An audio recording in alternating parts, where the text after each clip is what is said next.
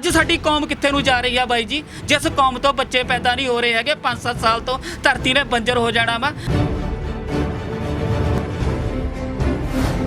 ਜਿਹੜਾ ਹੁਣ 8000 ਨੂੰ 6000 ਨੂੰ ਲੈ ਕੇ ਖਾਂਦੇ ਨੇ, ਉਹਨਾਂ ਦੀ ਮਜਬੂਰੀ ਆ ਭਰਾ ਜੀ। ਜਦ ਕੈਨੇਡਾ ਅਮਰੀਕਾ ਦੇ ਵਿੱਚ ਇਹ ਚੀਜ਼ ਓਪਨ ਹੋ ਸਕਦੀ ਆ। ਮੈਨੂੰ ਪਤਾ ਮੇਰੀ ਭੈਣ ਨੇ ਵਿਧਵਾ ਹੋ ਕੇ ਕਿਵੇਂ ਟਾਈਮ ਕੱਟਿਆ ਵਾ। ਮੈਨੂੰ ਪਤਾ ਵਾ ਵੀ ਮੇਰੀ ਮਾਂ ਨੇ ਕਿਵੇਂ ਮਰ ਕੇ ਉਹਨੇ ਜ਼ਿੰਦਗੀ ਕੱਢੀ ਆ। ਮੈਨੂੰ ਪਤਾ ਮੇਰਾ ਪਿਓ ਇੰਨਾ ਤਕੜਾ ਹੁੰਦਾ ਸੀ, ਏਡੇ ਏਡੇ ਪੱਟ ਹੁੰਦੇ ਸੀ, ਏਡਾ ਮੂੰਹ ਮੋਟਾ ਹੁੰਦਾ ਸੀ, ਉਹਨੇ ਕਿਵੇਂ ਆਪਣੀ ਜ਼ਿੰਦਗੀ ਕੱਢੀ ਆ। ਵੀ ਜਿਹੜਾ 40-50 ਲੱਖ ਬੰਦਾ ਪੋਸਟ ਖਾਂਦਾ ਵਾ, ਤੁਸੀਂ ਪਰ 200 ਰੁਪਇਆ ਘੱਟ ਟੈਕਸ ਲਾ ਦਿਓ ਉਹਦੇ। ਅੱਜ ਪਿਓ ਆਪਣੀ ਧੀ ਦੇ ਨਾਲ ਬਲਾਤਕਾਰ ਕਰ ਰਿਹਾ, ਭਾਈ ਆਪਣੀ ਭੈਣ ਦੇ ਨਾਲ ਬਲਾਤਕਾਰ ਕਰ ਰਿਹਾ। ਕਿਉਂ? ਕਿਉਂਕਿ ਮਾਰੂ ਨਸ਼ਿਆਂ ਦਾ ਪਤਾ ਹੀ ਨਹੀਂ ਲੱਗਦਾ ਹੈਗਾ। ਤੁਸੀਂ ਕਹਿੰਦੇ ਪੰਜਾਬ ਦਾ ਲੀਡਰ ਕਦੇ ਪੰਜਾਬ ਦਾ ਸਾਕਾ ਹੋਇਆ ਨਹੀਂ, ਤੁਸੀਂ ਉਹਨਾਂ ਲੀਡਰਾਂ ਨੂੰ ਇਹ ਕਹਿ ਰਹੇ ਹੋ ਕਿ ਕਦੇ ਸਾਕਾ ਹੋਇਆ ਨਹੀਂ। ਉਹਨਾਂ ਲੀਡਰਾਂ ਤੋਂ ਫਿਰ ਤੁਸੀਂ ਮੰਗ ਕਿਉਂ ਕਰਦੇ ਹੋ? ਫਿਰ ਕਿਉਂ ਮੰਗ ਉਹਨਾਂ ਲੀਡਰਾਂ ਤੋਂ ਕੀਤੀ ਜਿਹੜਾ ਪੰਜਾਬ ਦਾ ਸਾਕਾ ਹੀ ਨਹੀਂ ਹੋਇਆ? ਹੁਣ ਕੈਪਟਨ ਅਮਰਿੰਦਰ ਸਿੰਘ ਦੇ ਨਾਲ ਜਿਹੜੀ ਅੱਜ ਸਿਕਿਉਰਟੀ ਲੱਗੀ ਹੋਈ ਆ, ਉਹ ਕਿਤੇ ਡੋਡੇ ਤੇ ਭੁੱਕੀ ਨਹੀਂ ਖਾਂਦੇ ਹੈਗੇ। ਤੁਸੀਂ ਉਹ ਦੇਖਿਆ ਕਦੇ ਉਹਨਾਂ ਨੇ AK-47 ਦੇ ਜਾਂ LMG ਦੇ ਫਾਇਰ ਕਰਤੇ? ਬਾਈ ਜੀ, ਜਿੰਨਾ ਪਰਿਵਾਰਾਂ ਦੇ ਕਰਜ਼ੇ ਮੁਆਫ ਨਹੀਂ ਹੋ ਸਕਦੇ ਜਾਂ ਉਹਨਾਂ ਨੂੰ ਮੁਆਵਜ਼ਾ ਨਹੀਂ ਮਿਲ ਸਕਦਾ, ਤੁਸੀਂ ਕਿਵੇਂ ਸ਼ੋਰਟੀ ਨਾਲ ਕਹਿ ਸਕਦੇ ਹੋ ਕਿ ਇਹ ਲਾਇਸੈਂਸ ਜਿਹੜੇ ਉਹਨਾਂ ਨੂੰ ਮਿਲਣਗੇ, ਲਾਜ਼ਮੀ ਮਿਲਣਗੇ?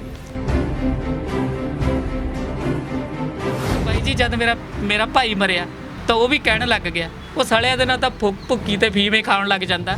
ਜਦ ਮੇਰਾ ਜੀਜਾ ਮਰਿਆ ਤਾਂ ਉਹ ਵੀ ਕਹਿਣ ਲੱਗ ਗਿਆ, ਜਿਹੜਾ ਸੀ ਉਹ ਸਾਲਿਆ ਤੂੰ ਫੀਮ ਤੇ ਭੁੱਕੀ ਹੋਏ ਖਾ ਲੈਂਦਾ, ਕਮ ਸੇ ਕਮ ਮੇਰੀ ਕੁੜੀ ਤਾਂ ਨਾ ਵਿਧਵਾ ਹੁੰਦੀ। ਸਾਡਾ ਅਕਾਲ ਤਖਤ ਦੇ ਜਿਹੜੇ ਜਥੇਦਾਰ ਸੀਗੇ, ਉਹ ਵੀ ਬਿਲਕੁਲ ਪਤਾ ਨਹੀਂ ਕੀ ਡੈਜੀਪਾਮ ਦੀਆਂ ਗੋਲੀਆਂ ਖਾ ਕੇ ਉਹਨਾਂ ਨੂੰ ਦਿਖਦਾ ਨਹੀਂ ਹੈਗਾ। ਬਾਈ ਜੀ, ਬਦਕਿਸਮਤੀ ਇਹ ਆ ਵੀ ਕਿਸਾਨ ਆਗੂ ਸਾਡੇ ਅਮੀਰ ਨੇ ਤੇ ਜਿਹੜੇ ਕਿਸਾਨੀ ਆ ਉਹ ਗਰੀਬੀ ਆ। ਹੁਣ ਬਾਈ ਜੀ ਦੇਖੋ, ਜਿਹੜਾ 130 ਪਰਿਵਾਰ ਤਰਨ ਦੇ ਵਿੱਚ ਮਰੇ ਨੇ, ਜੇ ਬਾਈ ਜੀ ਇਹ ਪੋਸਟ ਤੇ ਡੋਡੇ ਤੇ ਫੀਮ ਖਾਂਦੇ ਹੁੰਦੇ ਮਰ ਜਾਂਦੇ। ਸੁਖਬੀਰ ਬਾਦਲ ਤਾਂ 10 ਸਾਲ ਉਪ ਮੁੱਖ ਮੰਤਰੀ ਪੰਜਾਬ ਬਣਿਆ ਰਿਹਾ ਤੇ ਉਹ ਕਿਤੇ ਫੀਮ ਨਹੀਂ ਖਾਂਦੇ ਹੈਗੇ। ਤੇ ਤੁਸੀਂ ਅੱਜ ਦੇਖੋ, ਉਹੀ ਪੰਜਾਬੀਆਂ ਦੇ ਘਰੇ ਪਈਆਂ ਦੇ ਜਵਾਕ ਜੰਮਣ ਲੱਗ ਗਏ। ਕਿਉਂਕਿ ਜਿਹੜਾ ਡੋਡਾ ਹੁੰਦਾ ਵਾ, ਡੋਡੇ ਦੇ ਵਿੱਚ ਉਹਨਾਂ ਨੂੰ ਦੁੱਧ 'ਚ ਕੁੱਟ ਕੇ ਉਹ ਖਸਖਸ ਰੋਜ਼ ਪੀਣ ਨੂੰ ਦਿੰਦੇ ਨੇ, ਦੁੱਧ 'ਚ ਪਾ ਕੇ ਇੱਕ ਦੇਸੀ એનર્ਜੀ ਟਾਉਨ ਕੇ। ਤੇ ਜਿਹੜੇ ਸਾਡੇ ਅਕਾਲ ਤਖਤ ਦੇ ਜਥੇਦਾਰ ਸੀ ਜਗਦੇਵ ਸਿੰਘ ਤਲਵੰਡੀ, ਮੋਟੀ ਫੀਮ ਖਾਂਦੇ ਸੀ। ਉਹਨਾਂ ਦਾ ਅਜਾਇਬ ਘਰ ਦੇ ਵਿੱਚ ਵੀ ਇੱਕ ਫੋਟੋ ਲੱਗੀ ਹੋਈ ਆ। ਫਿਰ ਪਟਨਾ ਸਾਹਿਬ ਦੇ ਜਥੇਦਾਰ ਨੇ, ਉਹ ਵੀ ਮੋਟੀ ਖਾਂਦੇ ਨੇ। ਤੇ ਦੂਜਿਆਂ ਨੂੰ ਇਹਨਾਂ ਨੇ ਲਾਇਆ ਹੋਇਆ, ਦੂਜਿਆਂ ਲਈ ਨਸ਼ਾ ਹੋ ਗਿਆ ਤੇ ਇਹਨਾਂ ਲਈ ਦੇਸੀ એનર્ਜੀ ਟਾਉਨ ਹੋ ਗਿਆ।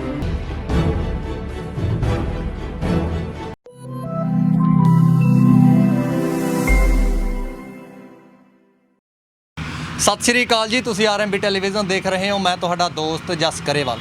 ਦੋਸਤੋ, ਜਦੋਂ ਪੰਜਾਬ ਦੀ ਕਿਸਾਨੀ ਦੀ ਗੱਲ ਹੁੰਦੀ ਆ ਤਾਂ ਇੱਕੋ ਗੱਲ ਸਾਹਮਣੇ ਆਉਂਦੀ ਆ ਕਿ ਪੰਜਾਬ ਦੇ ਵਿੱਚ ਅਫੀਮ ਦੀ ਖੇਤੀ ਹੋਣੀ ਚਾਹੀਦੀ ਆ, ਪੰਜਾਬ ਦੇ ਵਿੱਚ ਖਸਖਸ ਦੀ ਖੇਤੀ ਜਿਹੜੀ ਹੋਣੀ ਚਾਹੀਦੀ ਆ, ਹੋਣੀ ਲਾਜ਼ਮੀ ਆ।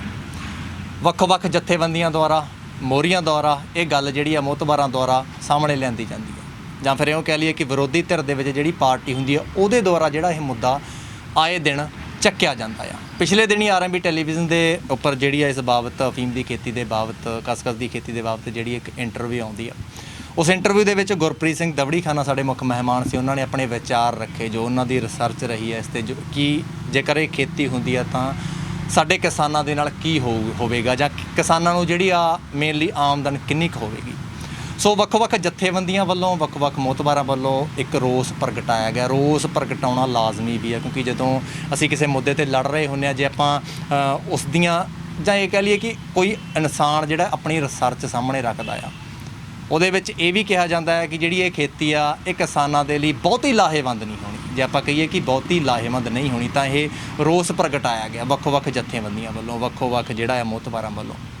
ਇਸ ਬਾਬਤ ਗੱਲਬਾਤ ਕਰਨ ਦੇ ਲਈ ਅੱਜ ਮੇਰੇ ਨਾਲ ਡਾਕਟਰ ਰਣਜੀਤ ਸਿੰਘ ਹੋਣਗੇ। ਡਾਕਟਰ ਰਣਜੀਤ ਸਿੰਘ ਜਿਹੜੇ ਆ ਪਿਛਲੇ ਕਾਫੀ ਲੰਮੇ ਸਮੇਂ ਤੋਂ ਜਿਹੜਾ ਆ ਇਸ ਖਸਖਸ ਦੀ ਖੇਤੀ ਦੇ ਬਾਬਤ ਜਿਹੜਾ ਆ ਕੰਮ ਕਰ ਰਹੇ ਨੇ।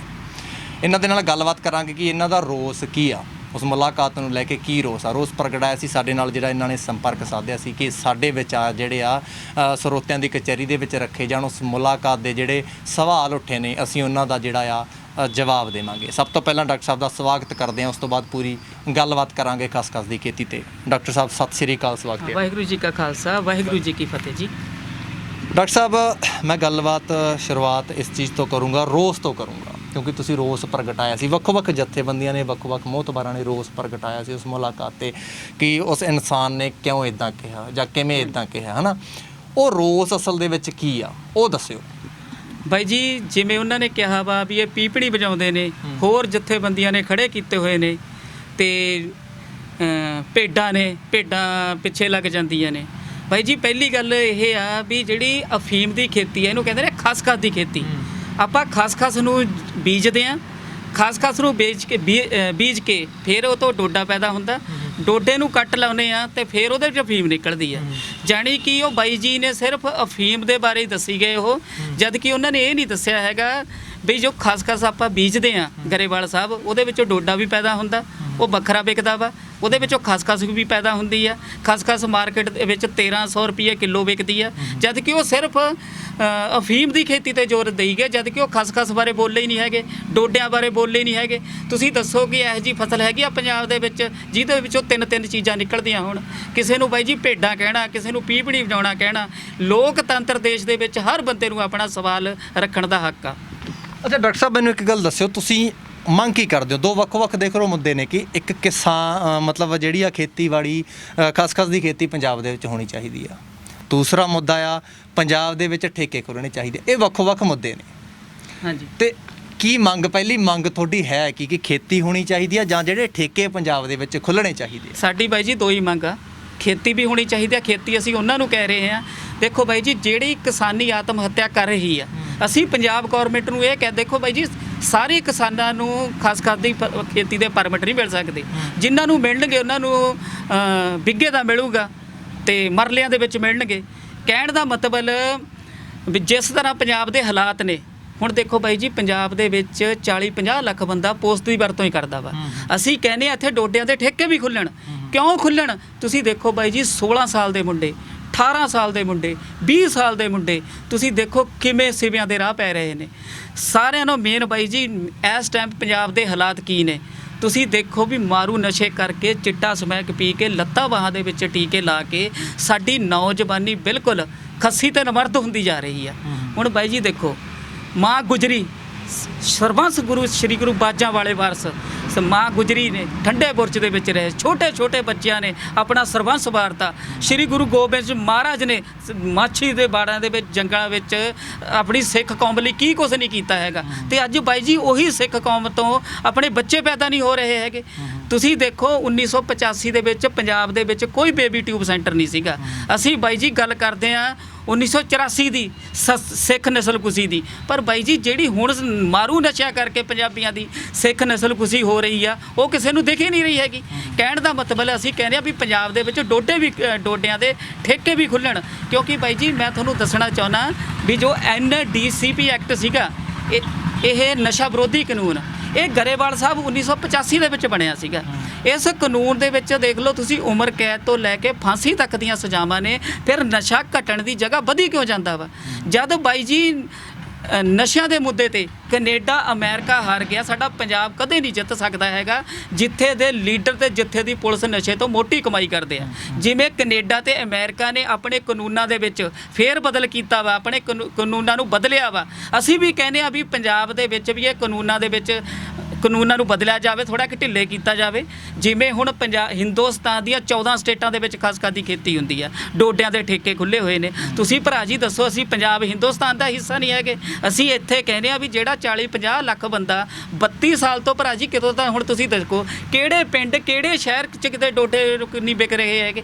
ਅਸੀਂ ਇਹੀ ਕਹਿੰਦੇ ਆ, ਜੇ ਪੰਜਾਬ ਗੌਰਮੈਂਟ ਇੱਥੇ ਡੋਡਿਆਂ ਦੇ ਠੇਕੇ ਖੋਲੂਗੀ ਤਾਂ ਬਾਈ ਜੀ ਇਹਨਾਂ ਨੂੰ ਹਜ਼ਾਰਾਂ ਕਰੋੜ ਦੀ ਆਮਦਨ ਹੋਊਗੀ। ਜਿਹੜੇ ਠੇਕੇ ਆ, ਜੇ ਮੈਂ ਗਲਤ ਨਹੀਂ ਆ ਤਾਂ ਸ਼ਾਇਦ 1970 ਦੇ ਵਿੱਚ ਪੰਜਾਬ ਦੇ ਵਿੱਚ ਬੰਦ ਹੋਏ ਸੀ, 65-70 ਦੇ ਵਿੱਚ। ਕੀ ਕਾਰਨ ਰਿਹਾ ਬਾਈ ਜੀ? ਉਹੀ ਮਾਫੀਆ, ਉਹੀ ਜਿਹੜੇ ਕੈਰੋਂ ਸਰਕਾਰ ਨੇ ਬੰਦ ਕੀਤੀ ਸੀ, ਉਹਦੇ ਹੀ ਬੰਦੇ ਬਲੈਕ ਕਰਨ ਲੱਗੇ ਸੀਗੇ। ਕਿਉਂਕਿ ਬਾਈ ਜੀ ਸਾਰਿਆਂ ਨੂੰ ਮੇਨ ਗੱਲ ਆ, ਪੰਜਾਬ ਦਾ ਲੀਡਰ ਕਦੇ ਪੰਜਾਬ ਦਾ ਸਕਾ ਹੋਇਆ ਹੀ ਨਹੀਂ, ਤਾਂ ਹੀ ਕਰਕੇ ਅੱਜ ਪੰਜਾਬ ਮੌਤ ਦੀ ਮੰਡੀ ਬਣਿਆ ਹੋਇਆ, ਤਾਂ ਹੀ ਸਾਡਾ ਅੱਜ ਪੰਜਾਬ ਨਸ਼ਿਆਂ ਦੀ ਮੰਡੀ ਬਣਿਆ ਤੁਸੀਂ ਹੋਇਆ। ਕਹਿੰਦੇ ਪੰਜਾਬ ਦਾ ਲੀਡਰ ਕਦੇ ਪੰਜਾਬ ਦਾ ਸਕਾ ਹੋਇਆ ਨਹੀਂ, ਤੁਸੀਂ ਉਹਨਾਂ ਲੀਡਰਾਂ ਨੂੰ ਇਹ ਕਹਿ ਰਹੇ ਹੋ ਕਿ ਕਦੇ ਸਕਾ ਹੋਇਆ ਨਹੀਂ, ਉਹਨਾਂ ਲੀਡਰਾਂ ਤੋਂ ਫਿਰ ਤੁਸੀਂ ਮੰਗ ਕਿਉਂ ਕਰਦੇ ਹੋ? ਫਿਰ ਕਿਉਂ ਮੰਗ ਉਹਨਾਂ ਲੀਡਰਾਂ ਤੋਂ ਕੀਤੀਆਂ ਜਿਹੜਾ ਪੰਜਾਬ ਦਾ ਸਕਾ ਹੀ ਨਹੀਂ ਹੋਇਆ? ਤੁਹਾਡੇ ਮੁਤਾਬਕ ਉਹ ਪੰਜਾਬੀਆਂ ਦਾ ਕਿੱਥੋਂ ਹੋਊਗਾ? ਉਹ ਪੰਜਾਬ ਦੇ ਜਿਹੜਾ ਤੁਹਾਡੇ ਵਰਗੇ ਜਿਹੜੇ ਕਿਸਾਨ ਵੀਰ ਨੇ, ਕਿਸਾਨ ਜਥੇਬੰਦੀਆਂ ਨੇ ਜਿਹੜੀਆਂ ਆਪਣਾ ਹੱਕ ਮੰਗ ਕਰ ਰਹੀਆਂ ਨੇ, ਫਿਰ ਉਹਨਾਂ ਦਾ ਕਿੱਥੋਂ ਹੋ ਜਾਊਗਾ? ਦੇਖੋ ਬਾਈ ਜੀ, ਕਹਿੰਦੇ ਲੋਕਤੰਤਰ ਦੇਸ਼ ਆ, ਜਿਹੜੀ ਸੱਤਾਧਰ ਧਿਰ ਹੈਗੀ ਆ, ਸੱਤਾਧਰ ਦੀ ਧਿਰ ਤੋਂ ਹੀ ਕੋਈ ਵੀ ਸੰਘਰਸ਼ਸ਼ੀਲ ਜਥੇਬੰਦੀ ਆ ਸੱਤਾਧਰੀ ਤੋਂ ਹੀ ਮੰਗ ਕਰ ਸਕਦੀ ਆ, ਜਿਹੜੀ ਕਿ ਇਹ ਚੀਜ਼ ਨੂੰ ਲਾਗੂ ਕਰਨ ਦੀ ਹਿੰਮਤ ਰੱਖਦੀ ਆ, ਜਾਂ ਜਿਹਦੇ ਕੋਲ ਇਹ ਪਾਵਰ ਹੁੰਦੀ ਆ। ਤਾਂ ਕਰਕੇ ਭਰਾ ਜੀ ਅਸੀਂ ਜੋ ਸੱਤਾਧਰ ਆ ਸਾਨੂੰ ਪਤਾ ਵਾ, ਪਰ ਕੀ ਪਤਾ ਬਾਈ ਜੀ ਉਹਨਾਂ ਦੀ ਅਣਖ ਤੇ ਗੈਰ ਤੋਂ ਉਹਨਾਂ ਨੂੰ ਹਲੂਣਾ ਹੀ ਦੇਵੇ। ਜਿਵੇਂ ਸਾਡੇ ਮੁੰਡਿਆਂ ਤੋਂ ਬੱਚੇ ਪੈਦਾ ਨਹੀਂ ਹੋ ਰਹੇ ਹੈਗੇ, ਮਾਵਾਂ ਤੇ ਤੁਸੀਂ ਬਾਈ ਜੀ ਕਿਤੇ ਪਲਾਟਾਂ ਤੇ ਚਲੇ ਜਾਓ, ਖਾਲੀ ਬਰਾਨਾਂ ਤੇ ਚਲੇ ਜਾਓ, ਕਿਵੇਂ ਸਰਿੰਜਾਂ ਟੀਕੇ ਸਰਿੰਜਾਂ ਕਿਵੇਂ ਪਏ ਨੇ। ਭਾਈ ਜੀ ਮੰਨਦੇ ਆ ਕਿ ਜੇਕਰ ਆਪਾਂ ਇੱਕ ਪਾਸੇ ਮੰਨ ਲਈਏ ਕਿ ਜਿਹੜਾ ਲਾਇਸੈਂਸ ਪੰਜਾਬ ਨੂੰ ਮਿਲ ਜਾਂਦਾ ਆ, ਪੰਜਾਬੀਆਂ ਨੂੰ ਮਿਲ ਜਾਂਦਾ, ਪੰਜਾਬ ਦੇ ਕਿਸਾਨਾਂ ਨੂੰ ਮਿਲ ਜਾਂਦਾ ਆ, ਤੁਸੀਂ ਇਸ ਗੱਲ ਦੇ ਵਿੱਚ ਕਿੰਨੇ ਕੁ ਸ਼ੋਰ ਹੋ ਕਿ ਜਿਹੜਾ ਉਹ ਜਿੱਦਾਂ ਤੁਸੀਂ ਮੰਗ ਕਰ ਰਹੇ ਹੋ ਕਿ ਜਿਹੜੇ ਕਿਸਾਨ ਆਤਮ ਹੱਤਿਆ ਕੀਤੀਆਂ ਜਿਹੜੀਆਂ ਕਿਸਾਨਾਂ ਨੇ ਹਨਾ, ਉਹਨਾਂ ਨੂੰ ਮਿਲਣਾ ਚਾਹੀਦਾ, ਤੁਸੀਂ ਕਿੰਨੇ ਕੁ ਸ਼ੋਰ ਹੋ? ਕਿਉਂਕਿ ਆਤਮ ਹੱਤਿਆ ਵਾਲੇ ਕਿਸਾਨ ਪਰਿਵਾਰ ਵੀ ਆਪਾਂ ਅਕਸਰ ਦੇਖਦੇ ਹਾਂ ਸਾਹਮਣੇ ਆਉਂਦੇ ਆ ਕਿ ਸਾਨੂੰ ਮੁਆਵਜ਼ਾ ਨਹੀਂ ਮਿਲਿਆ ਜਾਂ ਸਾਡੇ ਜਿਹੜੇ ਕਰਜ਼ੇ ਆ ਉਹ ਮੁਆਫ ਨਹੀਂ ਹੋਏ। ਬਾਈ ਜੀ, ਜਿਨ੍ਹਾਂ ਪਰਿਵਾਰਾਂ ਦੇ ਕਰਜ਼ੇ ਮੁਆਫ ਨਹੀਂ ਹੋ ਸਕਦੇ ਜਾਂ ਉਹਨਾਂ ਨੂੰ ਮੁਆਵਜ਼ਾ ਨਹੀਂ ਮਿਲ ਸਕਦਾ, ਤੁਸੀਂ ਕਿਵੇਂ ਸ਼ੋਰਟੀ ਨਾਲ ਕਹਿ ਸਕਦੇ ਹੋ ਕਿ ਇਹ ਲਾਇਸੈਂਸ ਜਿਹੜੇ ਉਹਨਾਂ ਨੂੰ ਮਿਲਣਗੇ, ਲਾਜ਼ਮੀ ਮਿਲਣਗੇ? ਦੇਖੋ ਬਾਈ ਜੀ, ਚੋਣਾਂ ਨੂੰ ਲਗਭਗ ਜਿਹੜੀਆਂ 2022 ਦੇ ਵਿੱਚ ਵਿਧਾਨ ਸਭਾ ਚੋਣਾਂ ਹੋਣੀਆਂ ਨੇ, ਦੇਖੋ ਤੁਸੀਂ ਵੀ ਦੇਖਿਆ ਹੋਣਾ ਵਾ ਵੀ ਜਦ ਇਹਦੀ ਮੈਂ ਤੁਹਾਨੂੰ ਇਹ ਉਦਾਹਰਨ ਦਿੰਦਾ ਵੀ ਸਾਡੀ ਗੱਲ ਕਿਵੇਂ ਮੰਨਣਗੇ। ਹੁਣ ਬਾਈ ਜੀ MP ਤੇ ਯਾਰ ਤੁਸੀਂ ਰਾਜਸਥਾਨ ਦੇ ਵਿੱਚ ਲਾ ਲਓ, ਜਦ ਉੱਥੇ ਚੋਣਾਂ ਹੋਣੀਆਂ ਸੀਗੀਆਂ ਤਾਂ ਕਿਸਾਨ ਜਥੇਬੰਦੀਆਂ ਉੱਥੇ ਧਰਨੇ ਲਾਉਣ ਲੱਗ ਗਈਆਂ ਵੀ ਜਿਹੜੀ ਉਹ ਆਪਣੀਆਂ ਇਹ ਪਾਰਟੀਆਂ ਨੂੰ ਮੰਗ ਕਰਨ ਲੱਗੀਆਂ ਵੀ ਅਸੀਂ ਤੁਹਾਨੂੰ ਤਾਂ ਵੋਟਾਂ ਪਾਵਾਂਗੇ ਜੇਕਰ ਤੁਸੀਂ ਇੱਥੇ ਸਾਡੇ ਖਸਖਸ ਦੇ ਪੱਟੇ ਤੁਸੀਂ ਵਧਾਏਗੇ। ਉਹਨਾਂ ਨੇ ਉਹਨਾਂ ਤੋਂ ਲਿਖ ਕੇ ਲਿਆ। ਤਾਂ ਬਾਈ ਜੀ ਅਸੀਂ ਵੀ 1 ਸਾਲ ਦੇ ਵਿੱਚ, ਕਹਿਣ ਦਾ ਮਤਲਬ ਅਸੀਂ ਆਪਣਾ ਹੱਥ ਹੀ ਖੜਾ ਕਰ ਲਿਆ, ਹੁਣ ਸਾਰਿਆਂ ਨੂੰ ਮਿੱਧਦਾ ਹੀ ਜਾਊਗਾ। ਅਸੀਂ ਵੀ ਸਾਰਿਆਂ ਤੋਂ 2022 ਦੇ ਵਿੱਚ ਅਸੀਂ ਇੰਨੀ ਆਪਣੀ ਪਾਵਰ ਵਧਾ ਲਾਂਗੇ, ਜਿਵੇਂ MP ਤੇ ਯਾਰ ਰਾਜਸਥਾਨ ਦੇ ਕਿਸਾਨਾਂ ਨੇ ਰਿਟਰਨ ਦੇ ਵਿੱਚ ਆਉਣ ਵਾਲੀ ਸਰਕਾਰ ਤੋਂ ਲੈਤਾ ਵਾ, ਅਸੀਂ ਵੀ ਰਿਟਰਨ ਦੇ ਵਿੱਚ ਇਹਨਾਂ ਤੋਂ ਲੈ ਕੇ ਫਿਰ ਇਹਨਾਂ ਦੇ ਅਸੀਂ ਹੱਕ ਦੇ ਵਿੱਚ ਖੜਾਂਗੇ, ਜਿਹੜਾ ਵੀ ਸਾਡੀ ਬਾਂਹ ਫੜੂਗਾ। ਡਾਕਟਰ ਸਾਹਿਬ, ਤੁਸੀਂ ਕਿਸਾਨ ਜਥੇਬੰਦੀਆਂ ਦੀ ਗੱਲ ਕੀਤੀ ਆ, ਮੈਂ ਸਲਾਮ ਤੁਹਾਨੂੰ ਵੀ ਕਰਦਾ, ਸਲਾਮ ਕਿਸਾਨ ਜਥੇਬੰਦੀਆਂ ਨੂੰ ਕਰਦਾ ਜਿਹੜੀਆਂ ਕਿਸਾਨਾਂ ਦੇ ਹੱਕ ਦੇ ਵਿੱਚ ਆ ਕੇ ਖੜ੍ਹਦੀਆਂ ਨੇ, ਚਾਹੇ ਉਹ ਕਿਸਾਨਾਂ ਦੀ ਜ਼ਮੀਨ ਦੀ ਕੁਰਕੀ ਹੋਵੇ, ਉਦੋਂ ਵੀ ਉਹਨਾਂ ਦੇ ਹੱਕ ਦੇ ਵਿੱਚ ਆ ਕੇ ਖੜ੍ਹਦੀਆਂ ਨੇ, ਕਿਸਾਨਾਂ ਦੀ ਸਪੋਰਟ ਕਰਦੀਆਂ ਨੇ, ਕਿਸਾਨਾਂ ਦਾ ਸਹਾਰਾ ਬਣਦੀਆਂ ਨੇ। ਪਰ ਮੈਂ ਇੱਕ ਗੱਲ ਇੱਥੇ ਮੇਰਾ ਛੋਟਾ ਜਿਹਾ ਰੋਸ, ਆਪਾਂ ਆਫ ਰਿਕਾਰਡ ਵੀ ਗੱਲ ਕਰ ਰਹੇ ਸੀ ਕਿ ਪਿਛਲੇ ਦਿਨੀ ਅਸੀਂ 2 ਮੁਲਾਕਾਤਾਂ ਕੀਤੀਆਂ। ਪਹਿਲੀ ਮੁਲਾਕਾਤ MSP ਦੇ ਬਾਬਤ ਸੀ, ਦੂਜੀ ਮੁਲਾਕਾਤ ਪੰਜਾਬ ਦੇ ਪਾਣੀਆਂ ਦੇ ਬਾਬਤ ਸੀ। MSP ਦੇ ਬਾਬਤ ਮੁਲਾਕਾਤ ਆਉਂਦੀ ਆ, ਦੂਜੀ ਮੁਲਾਕਾਤ ਪਾਣੀਆਂ ਦੇ ਬਾਬਤ ਆਉਂਦੀ ਆ। ਕਿਸੇ ਕਿਸਾਨ ਜਥੇਬੰਦੀ ਨੇ ਜਾਂ ਮੈਂ ਤੁਹਾਡੇ ਪਹਿਲੂ ਤੋਂ ਰੱਖ ਲਾਂ ਕਿਸੇ ਵੀ ਤੁਹਾਡੇ ਮੋਤਬਾਰ ਨੇ ਇਹ ਚੀਜ਼ ਨਹੀਂ ਕਹੀ ਜਾਂ ਆ ਕੇ ਹੱਲਾਸ਼ੇਰੀ ਨਹੀਂ ਦਿੱਤੀ ਕਿ ਤੁਸੀਂ ਚੰਗਾ ਕੰਮ ਕਰ ਰਹੇ ਹੋ, ਅਸੀਂ ਵੀ ਇਸ ਚੀਜ਼ ਨੂੰ ਹੁਲਾਰਾ ਦਿੰਦੇ ਹਾਂ, ਤੁਹਾਡੇ ਨਾਲ ਆ। ਪਰ ਜਦੋਂ ਇੱਕ ਇਨਸਾਨ ਆ ਕੇ ਆਪਣੇ ਵਿਚਾਰ ਪੇਸ਼ ਕਰਦਾ ਆ, ਉਹ ਉਸ ਦੇ ਨਿੱਜੀ ਵਿਚਾਰ ਆ, ਠੀਕ ਹੈ ਜੀ, ਅਦਾਰੇ ਦਾ ਉਸ ਨਾਲ ਕੋਈ ਲੈਣ ਦੇਣ ਨਹੀਂ, ਉਸਦੇ ਨਿੱਜੀ ਵਿਚਾਰ ਨੇ। ਜਦੋਂ ਉਹ ਆ ਕੇ ਵਿਚਾਰ ਪੇਸ਼ ਕਰਦਾ ਆ ਤਾਂ ਬੜੀਆਂ ਕਿਸਾਨ ਜਥੇਬੰਦੀਆਂ ਉੱਠ ਖੜ੍ਹਦੀਆਂ ਨੇ, ਬੜੇ ਮੋਹਤਵਾਰ ਉੱਠ ਖੜ੍ਹਦੇ ਨੇ ਕਿ ਤੁਸੀਂ ਇਹ ਕਿਹਾ ਤਾਂ ਕਿਵੇਂ ਕਿਹਾ, ਤੁਸੀਂ ਇਹ ਕਿਹਾ ਤਾਂ ਕਿਉਂ ਕਿਹਾ। ਮੈਂ ਇੱਕ ਗੱਲ ਕਰਦਾ ਕਿ ਜਦੋਂ ਕੋਈ ਚੰਗੀ ਚੀਜ਼ ਜਿਹੜੀ ਕਿ ਤੁਹਾਡੇ ਨਾਲ ਚੱਲੇ, ਤੁਹਾਡੇ ਲਈ ਆ, ਅਸੀਂ ਉਹ ਚੀਜ਼ ਤੇ ਪਹਿਰਾ ਦਿੰਦੇ ਆ, ਤਾਂ ਉਦੋਂ ਬਾਈ ਜੀ ਇਹ ਕਿਸਾਨ ਜਥੇਬੰਦੀਆਂ, ਇਹ ਮੋਹਤਵਾਰ ਕਿੱਥੇ ਬਹਿ ਜਾਂਦੇ ਨੇ, ਕਿੱਥੇ ਲੁਕ ਜਾਂਦੇ ਨੇ। ਪਰ ਜਦੋਂ ਕੋਈ ਇਦਾਂ ਦੀ ਚੀਜ਼ ਆਉਂਦੀ ਆ, ਕਿਸੇ ਦੇ ਵਿਚਾਰ ਆਉਂਦੇ ਨੇ, ਉਦੋਂ ਹੀ ਕਿਉਂ ਉੱਠ ਖੜ੍ਹੇ ਹੁੰਦੇ ਨੇ, ਕੀ ਕਾਰਨ ਆ? ਬਾਈ ਜੀ, ਜਿਹੜੀ ਤੁਹਾਡੀ ਵੀਡੀਓ ਚੱਲੀ ਆ ਨਾ, ਇਹਦੇ ਵਿੱਚ ਕਿਸਾਨ ਜਥੇਬੰਦੀਆਂ ਦੇ ਆਗੂਆਂ ਨੇ ਕਮੈਂਟ ਨਹੀਂ ਕੀਤੇ ਹੈਗੇ ਜੀ। ਇਹ ਕਮੈਂਟ ਉਹਨਾਂ ਵੀਰਾਂ ਨੇ ਕੀਤੇ ਨੇ ਜੋ ਕਹਿੰਦੇ ਨੇ ਵੀ ਪੰਜਾਬ ਦੇ ਵਿੱਚ ਡੋਡਿਆਂ ਦੇ ਠੇਕੇ ਖੁੱਲਣ। ਜੋ ਜੀ ਤੁਸੀਂ ਮੇਰਾ ਸਵਾਲ ਗਲਤ ਲੈ ਕੇ ਮੈਂ ਇਹੀ ਪੁੱਛ ਰਿਹਾ ਕਿ ਜਦੋਂ ਇੱਕ ਚੰਗੀ ਚੀਜ਼ ਆਉਂਦੀ ਹੈ, ਵਧੀਆ ਚੀਜ਼ ਆਉਂਦੀ ਜੋ ਤੁਹਾਡੇ ਹੱਕ ਦੇ ਵਿੱਚ ਆ, ਉਦੋਂ ਇਹੀ ਕਿਸਾਨ ਜਥੇਬੰਦੀਆਂ ਜਾਂ ਇਹ ਮੋਹਤਵਾਰ, ਇਹ ਮੋਹਰੀ, ਇਹ ਕਿਸਾਨ ਉਦੋਂ ਕਿੱਥੇ ਚੱਲ ਜਾਂਦੇ ਆ? ਉਦੋਂ ਕਿਉਂ ਨਹੀਂ ਸਲਾਹਿਤਾ ਮਿਲਦੀ? ਉਦੋਂ ਕਿਉਂ ਨਹੀਂ ਸਲਾਹਿਆ ਜਾਂਦਾ? ਉਦੋਂ ਕਿਉਂ ਨਹੀਂ ਅਦਾਰੇ ਤੱਕ ਪਹੁੰਚ ਕੀਤੀ ਜਾਂਦੀ ਕਿ ਤੁਸੀਂ ਬਹੁਤ ਚੰਗਾ ਕੰਮ ਕੀਤਾ ਆ? ਪਰ ਜਦੋਂ ਕਿਸੇ ਦੇ ਵਿਚਾਰ ਪੇਸ਼ ਹੁੰਦੇ ਆ, ਉਦੋਂ ਹੀ ਕਿਉਂ ਆਇਆ ਜਾਂਦਾ? ਇਹ ਵੀ ਬਾਈ ਜੀ ਬਹੁਤ ਮਾੜੀ ਗੱਲ ਆ। ਕਿਸਾਨ ਲਗਭਗ 17 ਕਿਸਾਨ ਜਥੇਬੰਦੀਆਂ ਨੇ, ਪਰ ਬਾਈ ਜੀ ਮੈਂ ਤੁਹਾਨੂੰ ਕਿਸਾਨ ਜਥੇਬੰਦੀਆਂ ਦਾ ਵੀ ਦੱਸਦਾ, ਪੰਜਾਬ ਦੀਆਂ ਜਿਹੜੇ ਪੰਜਾਬ ਦੇ ਕਿਸਾਨ ਆਗੂ ਨੇ, ਇਹ ਪੰਜਾਬ ਦੇ ਕਿਸਾਨ ਆਗੂ ਸਿਰਫ ਆਪਣੇ ਬਾਰੇ ਸੋਚ ਰਹੇ ਨੇ, ਕਿਸਾਨਾਂ ਦੇ ਤਾਂ ਭਵਿੱਖ ਬਾਰੇ ਬਾਈ ਜੀ ਸੋਚ ਨਹੀਂ ਰਹੇ। ਹੁਣ ਦੀ ਤੁਸੀਂ ਦੱਸੋ, ਜਿਸ ਪੰਜਾਬ ਦੀ ਧਰਤੀ 5 ਸਾਲ ਬਾਅਦ 7 ਸਾਲ ਬਾਅਦ ਬਾਈ ਜੀ ਲਸਣ ਦੀਆਂ ਕਿਆਰੀਆਂ ਨੂੰ ਦੇਣ ਯੋਗ ਪਾਣੀ ਨਹੀਂ ਰਹਿਣਾ। ਇਹ ਹੁਣ ਜਿਹੜਾ ਕੇਂਦਰ ਨੇ ਕਾਨੂੰਨ ਲਾਗੂ ਕੀਤਾ ਵਾ, ਉਹਦੇ ਤੇ ਤਾਂ ਇਹ ਟਰੈਕਟਰ ਖੜੇ ਕਰ ਰਹੇ ਨੇ ਸੜਕਾਂ ਤੇ, ਉਹ ਤਾਂ ਡੀਸੀਆਂ ਦੇ ਮੂਹਰੇ ਧਰਨੇ ਲਾ ਰਹੇ ਨੇ। ਬਾਈ ਜੀ ਕਿਸਾਨ ਦੀ ਜਿੰਦ ਜਾਨ ਹੁੰਦੀ ਆ ਜ਼ਮੀਨ, ਪੰਜਾਬ ਦੀ ਕਿਸਾਨ ਦੀ ਜਿੰਦ ਜਾਨ ਹੈਗਾ ਪਾਣੀ। ਮੰਨ ਲਓ ਬਾਈ ਜੀ 5 ਸਾਲ ਫਸਲ ਇੱਥੇ ਪੰਜਾਬ ਦੇ ਵਿੱਚ ਲੱਗਦੀ ਰਹੂਗੀ ਤੇ ਫਿਰ 5 ਸਾਲ ਬਾਅਦ ਕਿਸਾਨ ਕੀ ਕਰੂਗਾ? ਫੈਕਟਰੀਆਂ ਦੇ ਵਿੱਚ ਲੱਗੂਗਾ, ਬਰਗਰਾਂ ਦੀਆਂ ਰੇਹੜੀਆਂ ਲਾਊਗਾ, ਦਿਹਾੜੀਆਂ ਕਰੂਗਾ। ਤੇ ਕਿਸਾਨ ਜਿਹੜੇ ਆਗੂ ਹੈਗੇ ਨੇ ਇਹ ਕਮ ਸੇ ਕਮ ਕਿਸਾਨਾਂ ਦੇ ਆਉਣ ਵਾਲੇ 5-7 ਸਾਲਾਂ ਦੇ ਅੱਗੇ ਭਵਿੱਖ ਬਾਰੇ ਨਹੀਂ ਸੋਚ ਰਹੇ ਹੈਗੇ। ਬਾਈ ਜੀ ਬਦਕਿਸਮਤੀ ਇਹ ਆ ਵੀ ਕਿਸਾਨ ਆਗੂ ਸਾਡੇ ਅਮੀਰ ਨੇ ਤੇ ਜਿਹੜੇ ਕਿਸਾਨੀ ਆ ਉਹ ਗਰੀਬੀ ਆ। ਇਹਦੇ ਕਰਕੇ ਬਾਈ ਜੀ ਜਿਹੜੇ ਇਹ ਲੋਕ ਨੇ ਸਿਰਫ ਆਪਣੇ ਬਾਰੇ ਸੋਚਦੇ ਨੇ। ਮੈਂ ਜਿਹੜੀ ਹੁਣ ਬਾਈ ਜੀ ਨੇ ਉਹਨਾਂ ਨੇ ਗੱਲ ਕੀਤੀ ਸੀਗੀ ਵੀ ਇਹਨਾਂ ਨੇ ਕਿਸਾਨ ਆਗੂਆਂ ਨੇ ਬੰਦੇ ਖੜੇ ਕੀਤੇ ਲੱਗਦੇ ਨੇ। ਬਾਈ ਜੀ ਜਿਹੜਾ ਮੈਂ ਤੁਹਾਨੂੰ ਆਰਟੀਕਲ ਦਿਖਾਇਆ ਨਾ, ਜੋ ਮੈਂ ਪਹਿਲਾ ਆਰਟੀਕਲ ਜਦ ਇਹ ਕੰਮ ਸ਼ੁਰੂ ਨਹੀਂ ਸੀ ਕੀਤਾ, ਸਿਰਫ ਆਪਣੇ ਵਿਚਾਰ ਰੱਖੇ ਸੀਗੇ ਅਕਸਰ ਕਿਉਂ ਕੀਤੀ ਜਾ ਰਹੀ ਆ ਫੀਮ ਤੇ ਡੋਡਿਆਂ ਦੀ ਖੇਤੀ ਦੀ ਵਕਾਲਤ। ਬਾਈ ਜੀ ਲਗਭਗ ਮੈਨੂੰ ਇਸ ਅਖਬਾਰ ਮੈਨੂੰ 6 ਮਹੀਨੇ ਨਹੀਂ ਸੀ ਮੈਨੂੰ ਕੱਲ੍ਹ ਆਉਣਾ ਹਟੀਆਂ ਹੈਗੀਆਂ। ਫਿਰ ਮੈਂ ਇਹ ਲੈ ਕੇ ਮੈਂ ਫੋਟੋ ਕਾਪੀਆਂ ਲੈ ਕੇ ਮੈਂ ਬਾਈ ਜੀ ਪਹਿਲਾਂ ਗਿਆ ਕਾਦੀਆਂ ਗਰੁੱਪ ਕੋਲ। ਕਾਦੀਆਂ ਗਰੁੱਪ ਨੇ ਮੇਰੀ ਹਮਾਇਤ ਨਹੀਂ ਕੀਤੀ ਹੈਗੀ। ਫਿਰ ਮੈਂ ਹੋਰ ਯੂਨੀਅਨ ਦੇ ਆਗੂਆਂ ਕੋਲ ਗਿਆ, ਕਿਸੇ ਨੇ ਹਮਾਇਤ ਨਹੀਂ ਕੀਤੀ ਹੈਗੀ। ਜਦ ਹੁਣ ਲੱਖੋਵਾਲ ਯੂਨੀਅਨ ਸੱਤਾ ਤੋਂ ਨਹੀਂ ਰੱਖੀ ਲੈ ਗਈ ਤਾਂ ਉਹ ਪਾਣੀ ਜਵਾਨੀ ਤੇ ਕਿਸਾਨੀ ਤੇ ਖਾਸ ਦੀ ਖੇਤੀ ਦੀ ਗੱਲ ਕਰਨ ਲੱਗੀ। ਹੋਰ ਬਾਈ ਜੀ ਦੱਸੋ, ਉਹ ਕਹਿੰਦਾ ਵੀ ਕਿਸਾਨਾਂ ਨੇ ਜਥੇਬੰਦੀਆਂ ਨੇ ਸਾਨੂੰ ਖੜਾ ਕੀਤਾ ਹੋਇਆ। ਪਰ ਬਾਈ ਜੀ ਇੱਕ ਲੱਖੋਵਾਲ ਯੂਨੀਅਨ ਖਾਸ ਦੀ ਖੇਤੀ ਦੀ ਮੰਗ ਕਰਦੀ ਆ। ਹੋਰ ਦੱਸੋ 16 ਜਥੇਬੰਦੀਆਂ ਕਿਹੜੀਆਂ ਕਰਦੀਆਂ ਨੇ? ਕਹਿਣ ਦਾ ਮਤਲਬ ਮੇਰੀ ਕਲੀਨਿਕ ਸੀਗੀ, ਮੈਂ ਆਪਣੀ ਕਲੀਨਿਕ ਤੇ ਪ੍ਰੈਕਟੀਕਲ ਕੀਤਾ ਸੀਗਾ ਕਿਵੇਂ ਮੁੰਡੇ 15-15 25-25 ਸਾਲ ਦੇ ਮੁੰਡੇ ਵਿਆਗਰਿਆਂ ਦੀਆਂ ਗੋਲੀਆਂ ਮੰਗਦੇ ਨੇ। ਬਾਈ ਜੀ ਇੱਕ ਗੱਲ ਹੋਰ ਦੱਸਿਓ, ਕਿਸਾਨ ਜਥੇਬੰਦੀਆਂ ਕਿਸਾਨਾਂ ਦੇ ਲਈ ਹੁੰਦੀਆਂ ਨੇ, ਕਿਸਾਨਾਂ ਦਾ ਭਲਾ ਕਰਨ ਦੇ ਲਈ ਹੁੰਦੀਆਂ ਨੇ। ਜੇਕਰ ਤੁਹਾਡੀ ਮੰਨ ਲਈਏ ਤੁਸੀਂ ਕਹਿੰਦੇ ਹੋ ਜਾਂ ਲੱਖੋਵਾਲ ਜਿਹੜੀ ਆ ਕਿਸਾਨ ਜਥੇਬੰਦੀ ਉਹ ਕਹਿੰਦੀ ਕਿ ਕਿਸਾਨਾਂ ਦਾ ਭਲਾ ਅਫੀਮ ਦੀ ਖੇਤੀ ਨਾਲ ਹੁੰਦਾ, ਡੋਡਾ ਖਸਖਸ ਦੀ ਖੇਤੀ ਨਾਲ ਹੋ ਸਕਦਾ, ਬੜੇ ਮੋਤਬਾਰ ਵੀ ਕਹਿੰਦੇ ਆ, ਤਾਂ ਫਿਰ ਉਹ 16 ਜਥੇਬੰਦੀਆਂ ਇੱਕਸਾਰ ਕਿਉਂ ਨਹੀਂ ਹੋ ਜਾਂਦੀਆਂ, ਇੱਕਜੁੱਟ ਕਿਉਂ ਨਹੀਂ ਹੋ ਜਾਂਦੀਆਂ? ਕਿਉਂਕਿ ਕੰਮ ਤਾਂ ਤੁਸੀਂ ਅਕਸਰ ਕਿਸਾਨਾਂ ਦੇ ਲਈ ਕਰ ਰਹੇ ਹੋ, ਤਾਂ ਫਿਰ ਇੱਕ ਮੰਚ ਤੇ ਇਕੱਠਾ ਕਿਉਂ ਨਹੀਂ ਹੋਇਆ ਜਾਂਦਾ ਕਿ ਇੱਕ ਮੰਚ ਤੇ ਇਕੱਠੇ ਹੋ ਕੇ ਅਸੀਂ ਬੋਲ ਬਾਣੀ ਜਿਹੜੀ ਆ ਆਪਣੀ ਕੰਨ ਸਰਕਾਰ ਦੇ ਕੰਨਾਂ ਤੱਕ ਪਾਈਏ? ਬਾਈ ਜੀ ਪਤਾ ਨਹੀਂ ਕੀ ਫੰਡਾ ਵਾ ਇਹ, ਪਤਾ ਨਹੀਂ ਕੀ ਫੰਡਾ ਵਾ, ਜਦ ਕਿ ਸਾਨੂੰ ਕੰਧ ਤੇ ਲਿਖਿਆ ਹੋਇਆ ਦਿਖਦਾ ਵੀ ਆਉਣ ਵਾਲਾ ਸਮਾਂ ਕਿਸਾਨ ਲਈ ਬਹੁਤ ਜ਼ਿਆਦਾ ਭਿਆਨਕ ਸਮਾਂ ਵਾ। ਹੁਣ ਭਰਾ ਜੀ ਦੇਖੋ, ਜਿਸ ਪੰਜਾਬ ਦੀ ਧਰਤੀ 5 ਦਰਿਆਵਾਂ ਦੀ ਧਰਤੀ ਨੇ, ਸਾਡੇ ਗੁਰੂਆਂ ਪੀਰਾਂ ਦੀ ਧਰਤੀ ਨੇ 5-7 ਸਾਲ ਬਾਅਦ ਬੰਜਰ ਹੋ ਜਾਣਾ ਵਾ। 2030 ਤੋਂ ਬਾਅਦ ਸਵਾਲਕ ਦੀਆਂ ਪਹਾੜੀਆਂ ਨੇ ਰੇਤੇ ਦੇ ਵਿੱਚ ਆ ਜਾਣਾ ਵਾ।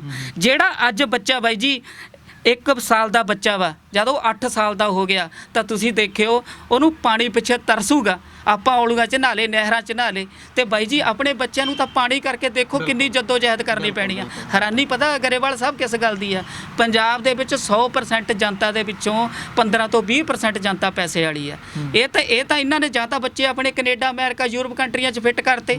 ਪਰ ਬਾਈ ਜੀ ਜਿਹੜੀ 80% ਜਨਤਾ ਵਾ ਜਿਨ੍ਹਾਂ ਨੇ ਇੱਥੇ ਹੀ ਖਾਣਾ, ਇੱਥੇ ਹੀ ਪੀਣਾ ਤੇ ਇੱਥੇ ਹੀ ਮੜੀਆਂ 'ਚ ਮੱਚ ਜਾਣਾ ਵਾ, ਤੇ ਬਾਈ ਜੀ ਉਹਦੇ ਲਈ ਭਿਆਨਕ ਦਿਨ ਆਉਣ ਵਾਲੇ ਨੇ। ਮੈਨੂੰ ਤਾਂ ਇਸ ਗੱਲ ਦੀ ਹੈਰਾਨੀ ਆ ਤੇ ਮੈਂ ਇਸ ਗੱਲ ਤੋਂ ਪਰੇਸ਼ਾਨ ਆ ਵੀ ਕਿਸਾਨ ਜਥੇਬੰਦੀਆਂ ਕਿਸਾਨ ਦੇ ਆਉਣ ਵਾਲੇ 5-7 ਸਾਲਾਂ ਦੇ ਅੱਗੇ ਭਵਿੱਖ ਬਾਰੇ ਕਿਉਂ ਨਹੀਂ ਸੋਚਦੀਆਂ? ਅੰਗਰੇਜ਼ ਲੋਕ ਨੇ ਆਪਣੇ ਲੋਕਾਂ ਲਈ 200 ਸਾਲ ਅੱਗੇ ਦੀ ਸੋਚਦੇ ਨੇ ਤੇ ਸਾਡੇ ਕਿਸਾਨ ਜਥੇਬੰਦੀਆਂ ਵਾਲੇ ਆਪਣੇ ਕਿਸਾਨਾਂ ਲਈ 7 ਸਾਲ ਅੱਗੇ ਨਹੀਂ ਸੋਚ ਰਹੇ ਹੈਗੇ। ਬਾਈ ਜੀ ਦੇਖੋ, ਸ਼ਾਪਿੰਗ ਸੈਂਟਰ ਹੋ ਗਏ, ਹਸਪਤਾਲ ਹੋ ਗਏ, ਫੈਕਟਰੀਆਂ ਹੋ ਗਏ, ਡੈਰੀਆਂ ਹੋ ਗਏ, ਘਰ ਹੋ ਗਏ, ਸਾਰਿਆਂ ਨਾਲੋਂ ਜ਼ਿਆਦਾ ਝੋਨਾ ਹੋ ਗਿਆ ਜੀ।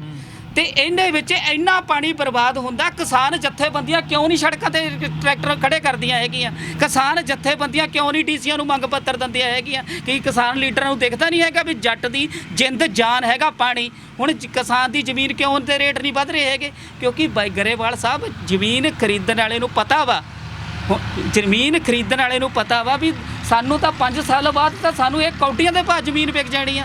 ਮੈਨੂੰ ਬੜਾ ਹਾਸਾ ਆਉਂਦਾ ਤੇ ਮੈਨੂੰ ਬੜੀ ਹੈਰਾਨਗੀ ਹੁੰਦੀ ਆ ਜਦ ਕਿਸਾਨ ਲੀਡਰ ਕਹਿੰਦੇ ਨੇ ਇਹ ਤਾਂ ਅਵਾਨੀ ਹੋਣਾ ਨੇ ਜ਼ਮੀਨ ਲੈ ਜਾਣੀ ਆ, ਇਹ ਤਾਂ ਅਦਾਨੀ ਹੋਣਾ ਨੇ ਜ਼ਮੀਨ ਲੈ ਲੈਣੀ ਆ। ਉਹ ਪਿਓ ਦੇ ਪੁੱਤੋਂ ਕਿਉਂ ਲੈ ਜਾਣੀ ਆ? ਕਿਉਂਕਿ ਸਾਡੀ ਪੰਜਾਬ ਦੀ ਧਰਤੀ ਨੇ ਬੰਜਰ ਹੋ ਜਾਣਾ ਵਾ। ਹਰੇਕ ਸਾਲ ਬਾਈ ਜੀ ਇੱਕ ਇਹ ਗੱਲਾਂ ਦਾ ਜਿਹੜੀ ਹੁਣ ਮੈਂ ਕਹਿਣ ਲੱਗਿਆ ਨਾ, ਇਹ ਬੰਦਿਆਂ ਨੂੰ ਕਈ ਗੱਲ ਕਿਸੇ ਦੇ ਕਈਆਂ ਨੂੰ ਇਹ ਗੱਲ ਦਾ ਗੁੱਸਾ ਲੱਗੂਗਾ। ਪਰ ਬਾਈ ਜੀ ਜਿਵੇਂ ਮੈਂ ਨਾਲ ਸ਼ਾਪਿੰਗ ਸੈਂਟਰਾਂ ਦੀ, ਫੈਕਟਰੀਆਂ ਦੀ ਵੀ ਪਾਣੀ ਦੀ ਗੱਲ ਕੀਤੀ ਆ ਨਾ, ਪਰ ਹਰੇਕ ਸਾਲ ਪੰਜਾਬ ਦੇ ਵਿੱਚ ਇੱਕ ਝੋਨੇ ਦੀ ਨਦੀ ਬਣਦੀ ਆ ਜਿਹਦੇ ਵਿੱਚ ਨਾ ਤਾਂ ਕੋਈ ਗਰੇਵਾਲ ਸਾਹਿਬ ਮੱਛੀ ਪਲਦੀ ਆ, ਨਾ ਕੋਈ ਜੀਵ ਜੰਤੂ ਪਲਦਾ ਵਾ, ਸਿਰਫ ਝੋਨੇ ਨੂੰ ਉਗਾ ਕੇ ਸੁੱਕ ਜਾਂਦੀ ਆ। ਤੁਸੀਂ ਇਹ ਦੇਖੋ 1 ਕਿਲੋ ਜੀਰੀ ਪੈਦਾ ਕਰਨ ਨੂੰ 4500 ਲੀਟਰ ਤੋਂ 5500 ਲੀਟਰ ਗਰੇਵਾਲ ਸਾਹਿਬ ਪਾਣੀ ਲੱਗਦਾ ਵਾ, ਜਦ ਕਿ ਤੁਸੀਂ 20 ਰੁਪਏ ਦੀ ਬਿਸਲੈਰੀ ਦੀ ਬੋਤਲ ਲੈਂਦੇ ਹੋ। ਇੱਕ ਕਿੱਲੇ ਦੇ ਵਿੱਚੋਂ 3 ਤੋਂ 4 ਮਾਲ ਗੱਡੀਆਂ ਪਾਣੀ ਦੀਆਂ ਬਿਸਲੇਰੀ ਦੀਆਂ ਭਰ ਸਕਦੀਆਂ ਨੇ। ਜਦ ਮੈਂ ਬਾਈ ਜੀ ਆਪਣੀ ਬੇਟੀ ਨੂੰ ਸਕੂਲੋਂ ਲੈਣ ਜਾਂਦਾ ਨਾ ਰੋਜ਼, ਜਦ ਬੇਟੀਆਂ ਹੱਸਦੀਆਂ ਖੇਡਦੀਆਂ ਫੁੱਲਾਂ ਵਾਂਗੂ ਬਾਹਰ ਆਉਂਦੀਆਂ ਨੇ, ਇੱਕ ਬਾਈ ਜੀ ਉਹਨਾਂ ਨੂੰ ਦੇਖ ਕੇ ਮੈਨੂੰ ਖੁਸ਼ੀ ਵੀ ਹੁੰਦੀ ਆ ਤੇ ਇੱਕ ਉਹਨਾਂ ਨੂੰ ਦੇਖ ਕੇ ਮੈਨੂੰ ਨਿਰਾਸ਼ਾ ਵੀ ਹੁੰਦੀ ਆ ਵੀ ਜਦੋਂ ਇਹਨਾਂ ਦੀ ਆਉਣ ਵਾਲੀ, ਜਦ ਇਹਨਾਂ ਦਾ ਸਮਾਂ ਆਉਣਾ ਵਾ, ਜਦ ਇਹਨਾਂ ਨੇ ਜਵਾਨੀ 'ਚ ਪੈਰ ਰੱਖਣਾ ਵਾ, ਜਦ ਇਹਨਾਂ ਨੇ ਦੂਸਰਿਆਂ ਦੇ ਘਰਾਂ ਦੇ ਵਿੱਚ ਜਾਣਾ ਵਾ, ਤਾਂ ਬਾਈ ਜੀ ਉਹ ਪਾਣੀ ਨੂੰ ਤਰਸਿਆ ਕਰਨਗੀਆਂ। ਜਦ ਇੱਕ ਪਾਣੀ ਦੀ ਬੋਤਲ 500 ਰੁਪਏ ਦੀ ਹੋ ਜਾਣੀ ਆ। ਬਾਈ ਜੀ ਸਾਰਿਆਂ ਨੂੰ ਸੋਚਣ ਵਾਲੀ ਗੱਲ ਪਤਾ ਗਰੇਵਾਲ ਸਾਹਿਬ ਕਿਹੜੀ ਆ, ਜਿਹੜੀ ਮੇਰੇ ਦਿਲ ਨੂੰ ਹਮੇਸ਼ਾ ਤੰਗ ਕਰਦੀ ਆ? ਉਹ ਬਾਈ ਜੀ ਸਾਡਾ ਅਕਾਲ ਤਖਤ ਵੀ, ਪਵਨ ਪਾਣੀ ਪਿਤਾ ਮਾਤਾ ਧਰਤ ਮਹੱਤ, ਸਾਡਾ ਅਕਾਲ ਤਖਤ ਦੇ ਜਿਹੜੇ ਜਥੇਦਾਰ ਸੀਗੇ ਉਹ ਵੀ ਬਿਲਕੁਲ ਪਤਾ ਨਹੀਂ ਕੀ ਡੈਜੀ ਪਾਮ ਦੀਆਂ ਗੋਲੀਆਂ ਖਾ ਕੇ, ਉਹਨਾਂ ਨੂੰ ਦਿਖਦਾ ਨਹੀਂ ਹੈਗਾ ਵੀ 7-8 ਸਾਲ ਨੂੰ ਸਾਡੀ ਪੰਜਾਬ ਦੀ ਧਰਤੀ ਨੇ ਬੰਜਰ ਹੋ ਜਾਣਾ ਵਾ। ਤੇ ਬਾਈ ਜੀ ਤੁਸੀਂ ਦੇਖੋ ਜਿਹੜੇ ਗਰੀਬ ਬੱਚੇ ਨੇ, ਜਿਹੜੇ ਗਰੀਬ ਸਿੱਖਾਂ ਦੇ ਗਰੀਬ ਬੱਚੇ ਨੇ, ਜਦ ਇੱਕ ਪਾਣੀ ਦੀ ਬੋਤਲ 500 ਰੁਪਏ ਦੀ ਹੋ ਜਾਣੀ ਆ, ਤਾਂ ਜਿਹੜੇ ਕੇਸ ਧੋਣ ਵਾਸਤੇ, ਵਾਲ ਧੋਣ ਵਾਸਤੇ ਵੀਰ ਜੀ ਘੱਟ ਤੋਂ ਘੱਟ 1 ਬਾਲਟੀ ਪਾਣੀ ਦੀ ਲੱਗਦੀ ਆ। ਫਿਰ ਉਹ ਬੱਚੇ ਕੇਸ ਕਤਲ ਨਹੀਂ ਕਰਵਾਉਣਗੇ? ਪਹਿਲਾਂ ਹੀ ਬੱਚੇ ਬਥੇਰੇ ਕਤਲ ਕਰਾ ਰਹੇ ਨੇ। ਇਹਦੇ ਕਰਕੇ ਬਾਈ ਜੀ ਹਰ ਲੀਡਰ ਨੂੰ ਆਪਣੇ ਪੰਜਾਬ ਨੂੰ ਬਚਾਉਣ ਦੀ ਲੋੜ ਆ, ਕਿ ਉਹ ਨਹੀਂ ਤਾਂ ਸਾਡੇ ਹੱਥ ਪੱਲੇ ਕੁਛ ਨਹੀਂ ਰਹਿਣਾ ਭਰਾ ਜੀ। ਇਸ ਟਾਈਮ ਇਸ ਦੇ ਪੰਜਾਬ ਦੇ ਇਹ ਹਾਲਾਤ ਬਣ ਰਹੇ ਨੇ, ਇਹ ਹਾਲਾਤ ਬਣ ਰਹੇ ਨੇ। ਹੈਰਾਨੀ ਇਸ ਗੱਲ ਦੀ ਆ ਬਾਈ ਜੀ, ਮੈਂ ਇੱਕ ਆਮ ਕਰਦਾ ਵਾਂ, ਮੈਨੂੰ ਤਾਂ ਇਹ ਹੈਗਾ ਵੀ ਅਮੀਰ ਬੱਚੇ ਤਾਂ ਆਪਣੇ ਬੱਚੇ ਬਾਹਰ ਭੇਜ ਦੇਣਗੇ। ਮੈਂ ਇੱਕ ਗੱਲ ਇਹੀ ਲੈਣੀ ਚਾਹੂੰਗਾ, ਆਪਣੇ ਬੱਚਿਆਂ ਨੂੰ ਕਿਵੇਂ ਬਾਹਰ ਭੇਜੂੰਗਾ? ਡਾਕਟਰ ਰਣਜੀਤ ਜਿਹੜਾ ਆ ਉਹ ਕਿਸਾਨ ਦਾ ਪੁੱਤ ਨਹੀਂ ਆ, ਕਿਸਾਨੀ ਨਹੀਂ, ਉਹ ਖੇਤੀਬਾੜੀ ਨਹੀਂ ਕਰਦਾ। ਠੀਕ, ਬਿਲਕੁਲ ਜੀ। ਇਹ ਵੀ ਸਵਾਲ ਉੱਠਣੇ ਆ ਕਿ ਡਾਕਟਰ ਰਣਜੀਤ ਵਿੱਚੋਂ ਕੁਛ ਨਾ ਕੁਛ ਭਾਲਦਾ ਆ, ਡਾਕਟਰ ਰਣਜੀਤ ਨੂੰ ਵਿੱਚੋਂ ਕੁਛ ਨਾ ਕੁਛ ਮਿਲਦਾ ਹੋਣਾ, ਕਿਉਂਕਿ ਐਵੇਂ ਆਪਣਾ ਕਲੀਨਿਕ ਬੰਦ ਕਰਕੇ ਕਿਉਂ ਤੁਰਿਆ ਫਿਰਦਾ ਇਸ ਖੇਤੀਬਾੜੀ ਦੇ ਬਾਬਤ, ਕਿਸਾਨਾਂ ਦੇ ਮੁੱਦਿਆਂ ਤੇ ਕਿਉਂ ਬੋਲਦਾ ਆ? ਕੀ ਡਰਦਾ? ਕੋਈ ਡਰਦਾ ਜਾਂ ਫਿਰ ਕੋਈ ਲਾਲਚ ਆ? ਭਾਈ ਜੀ ਇਹਦੇ ਬਾਰੇ ਵੀ ਮੈਂ ਤੁਹਾਨੂੰ ਦੱਸਦਾ ਵਾਂ। ਇੱਕ ਤਾਂ ਮੈਂ ਬਾਜਾਂ ਵਾਲੇ ਦਾ ਵਾਰਸ ਹਾਂ। ਇੱਕ ਦਿਨ ਮੈਂ ਗਰੇਵਾਲ ਸਾਹਿਬ, ਚਾਹੇ ਤੁਸੀਂ ਹੋ ਚਾਹੇ ਮੈਂ ਚਾਹੇ ਬਾਈ ਜੀ ਕੈਮਰਾਮੈਨ ਨੇ, ਜਦ ਬਾਈ ਜੀ ਇੱਕ ਦਿਨ ਮੈਂ ਸਪੋਕਸਮੈਨ ਨੇ ਆਰਟੀਕਲ ਲਿਖ ਰਿਹਾ ਸੀਗਾ, ਉਹ ਅਕਾਲ ਪੁਰਖ ਪਰਮਾਤਮਾ ਜਾਣਦਾ ਵਾ। ਜਦੋਂ ਮੈਂ ਇੱਕ ਦਿਨ ਸਪੋਕਸਮੈਨ ਲਈ ਆਰਟੀਕਲ ਲਿਖ ਰਿਹਾ ਸੀਗਾ, ਬੈਠਾ ਮੈਂ ਇਕੱਲਾ ਹੀ ਸੀਗਾ ਜੀ ਉੱਥੇ। ਤਾਂ ਬੈਠੇ ਨੇ ਭਰਾ ਜੀ ਮੈਂ ਵੀ ਆਪਣੀ ਜ਼ਿੰਦਗੀ ਤੇ ਝਾਤ ਮਾਰੀ। ਮੈਂ ਕੁਰਸੀ ਤੇ ਬੈਠੇ ਮੈਂ ਵੀ ਗਰੇਵਾਲ ਸਾਹਿਬ ਆਪਣੀ ਜ਼ਿੰਦਗੀ ਤੇ ਝਾਤ ਮਾਰੀ। ਮੈਂ ਜਦ ਹੀ ਹੋਸ਼ ਸੰਭਾਲੀ ਆ, ਮੈਂ ਇਹੀ ਸੁਣਦਾ ਆਇਆ ਵਾਂ ਵੀ 84 ਕੱਟ ਕੇ ਅਸੀਂ ਧਰਤੀ ਤੇ ਜੰਮੇ ਆ, 84 ਕੱਟ ਕੇ ਅਸੀਂ ਇਸ ਧਰਤੀ ਤੇ ਜੰਮੇ ਆ। ਗਰੇਵਾਲ ਸਾਹਿਬ ਦੱਸੋ, ਮੇਰਾ ਫਰਜ਼ ਇਹੀ ਆ ਵੀ ਮੈਂ 84 ਕੱਟ ਕੇ ਇੱਥੇ ਜੰਮਿਆ ਵਾਂ, ਵੀ ਬੱਚੇ ਪੈਦਾ ਕਰ ਲਏ, ਖਾ ਲਿਆ ਪੀ ਲਿਆ, ਤੇ ਮੈਂ ਜਿਵੇਂ ਮੇਰਾ ਦਾਦਾ ਮੜੀਆਂ 'ਚ ਮੱਚਿਆ ਵਾ, ਜਿਵੇਂ ਮੇਰਾ ਪਿਓ ਮੜੀਆਂ 'ਚ ਮੱਚਿਆ, ਮੈਂ ਵੀ ਉੱਦਾਂ ਹੀ ਮੱਚ ਜਾਵਾਂ।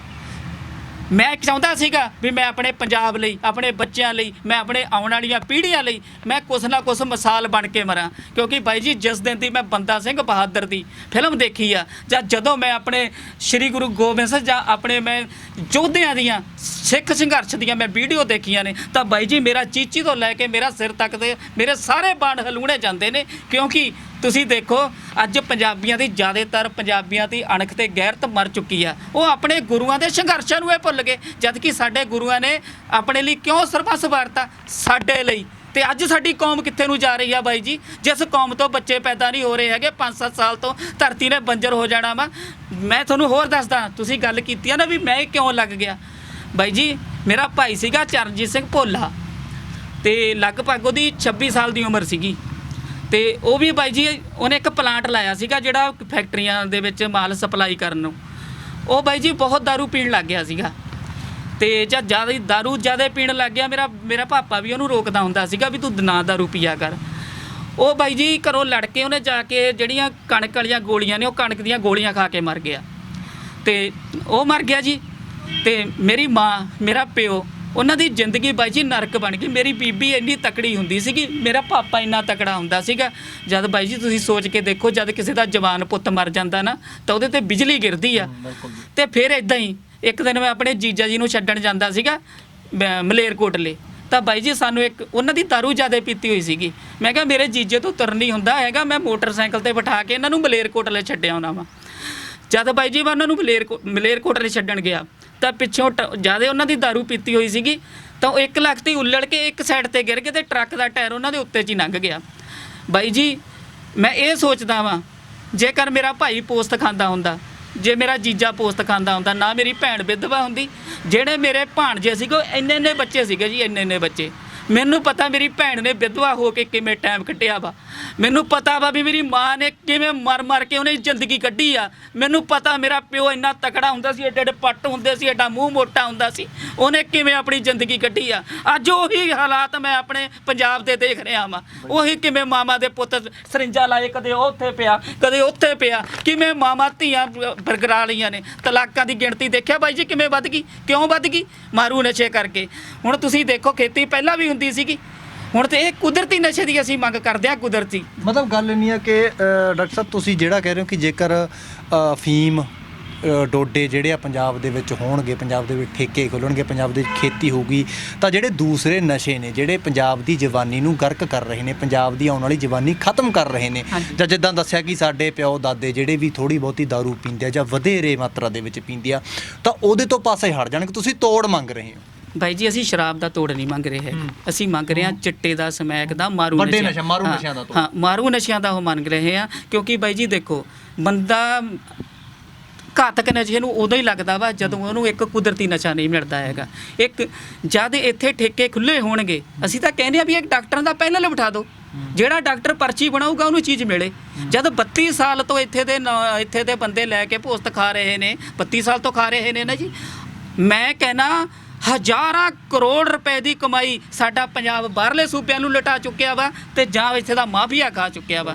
ਤੇ ਇਹਦੇ ਕਰਕੇ ਬਾਈ ਜੀ ਅਸੀਂ ਤਾਂ ਇਹ ਕਹਿੰਦੇ ਆ ਵੀ ਜਿਹੜਾ 40-50 ਲੱਖ ਬੰਦਾ ਪੋਸਟ ਖਾਂਦਾ ਵਾ, ਤੁਸੀਂ ਪਰ 200 ਰੁਪਿਆ ਟੈਕਸ ਲਾ ਦਿਓ ਉਹਦੇ ਤੇ। ਬਾਈ ਜੀ ਜੇ ਪਰ 200 ਰੁਪਿਆ ਟੈਕਸ ਲਾਉਂਦੇ ਨਾ ਤਾਂ ਸਰਕਾਰ ਨੂੰ 12,000 ਕਰੋੜ ਰੁਪਈਆ ਇਕੱਠਾ ਹੁੰਦਾ ਵਾ। ਅਸੀਂ ਤਾਂ ਇਹ ਵੀ ਕਹਿੰਦੇ ਆ ਸਰਕਾਰ ਨੂੰ ਵੀ ਤੁਸੀਂ ਇੱਥੇ ਸਰਕਾਰੀ ਕਾਰਡ ਬਣਾਓ, ਵੀ ਜਿਹੜੇ ਖਾਂਦੇ ਨੇ ਤੁਸੀਂ ਪਰ ਰਾਜਸਥਾਨ 'ਚੋਂ 100 ਰੁਪਏ ਕਿਲੋ ਡੋਡੇ ਮਿਲਦੇ ਨੇ, ਤੇ ਇੱਥੇ ਤੁਸੀਂ ਸਾਨੂੰ 2500 ਰੁਪਏ ਦਿਓ, ਪਰ 2400 ਰੁਪਏ ਕਿਲੋ ਪਿੱਛੇ ਤੁਸੀਂ ਆਪਣਾ ਮੁਨਾਫਾ ਕਮਾਓ। ਅੱਜ ਤੱਕ ਦੇਖਿਆ ਗਰੇਵਾਲ ਸਾਹਿਬ ਵੀ 2400 ਰੁਪਇਆ ਪਰ ਕਿਲੋ ਪਿੱਛੋਂ ਮਿਲਦੇ ਹੋਣ, ਪਰ ਉਹਦੇ ਵਿੱਚ ਕੀ ਆ? ਕਿਉਂਕਿ ਜਿਹੜੇ ਬਾਹਰਲੇ ਸੂਬਿਆਂ 'ਚੋਂ ਬਾਈ ਜੀ ਪੋਸਟ ਆ ਰਹੀ ਆ, ਉਹਦੇ ਵਿੱਚ ਉਹ ਮੂੰਗਫਲੀ ਦਾ ਸੱਕ ਉੱਥੇ ਸਪਰੇਅ ਕਰਦੇ ਨੇ, ਕੰਚ ਪੀਸ ਕੇ ਪਾਉਂਦੇ ਨੇ, ਤੇ ਕਮ ਸੇ ਕਮ ਸਾਡੇ ਪੰਜਾਬੀਆਂ ਨੂੰ ਇਹ ਚੀਜ਼ ਪਿਓਰ ਤਾਂ ਮਿਲਣ ਲੱਗ ਜੂਗੀ। ਸਾਰਿਆਂ ਨੂੰ ਮੇਨ ਗੱਲ ਭਰਾ ਜੀ, ਜਿਹੜੀ ਮੇਨ ਗੱਲ ਵਾ, ਜਿਹੜਾ ਹੁਣ 8000 ਨੂੰ 6000 ਨੂੰ ਲੈ ਕੇ ਖਾਂਦੇ ਨੇ, ਉਹਨਾਂ ਦੀ ਮਜਬੂਰੀ ਆ ਭਰਾ ਜੀ। ਜਦ ਕੈਨੇਡਾ ਅਮਰੀਕਾ ਦੇ ਵਿੱਚ ਇਹ ਚੀਜ਼ ਓਪਨ ਹੋ ਸਕਦੀ ਆ, ਜਿਹਨੇ ਸਾਡੇ ਤੇ ਕਾਨੂੰਨ ਥੋਪੇ ਨੇ, ਇਹ WHO ਨੇ, ਵਰਲਡ ਹੈਲਥ ਆਰਗੇਨਾਈਜੇਸ਼ਨ ਵਾਲਿਆਂ ਨੇ,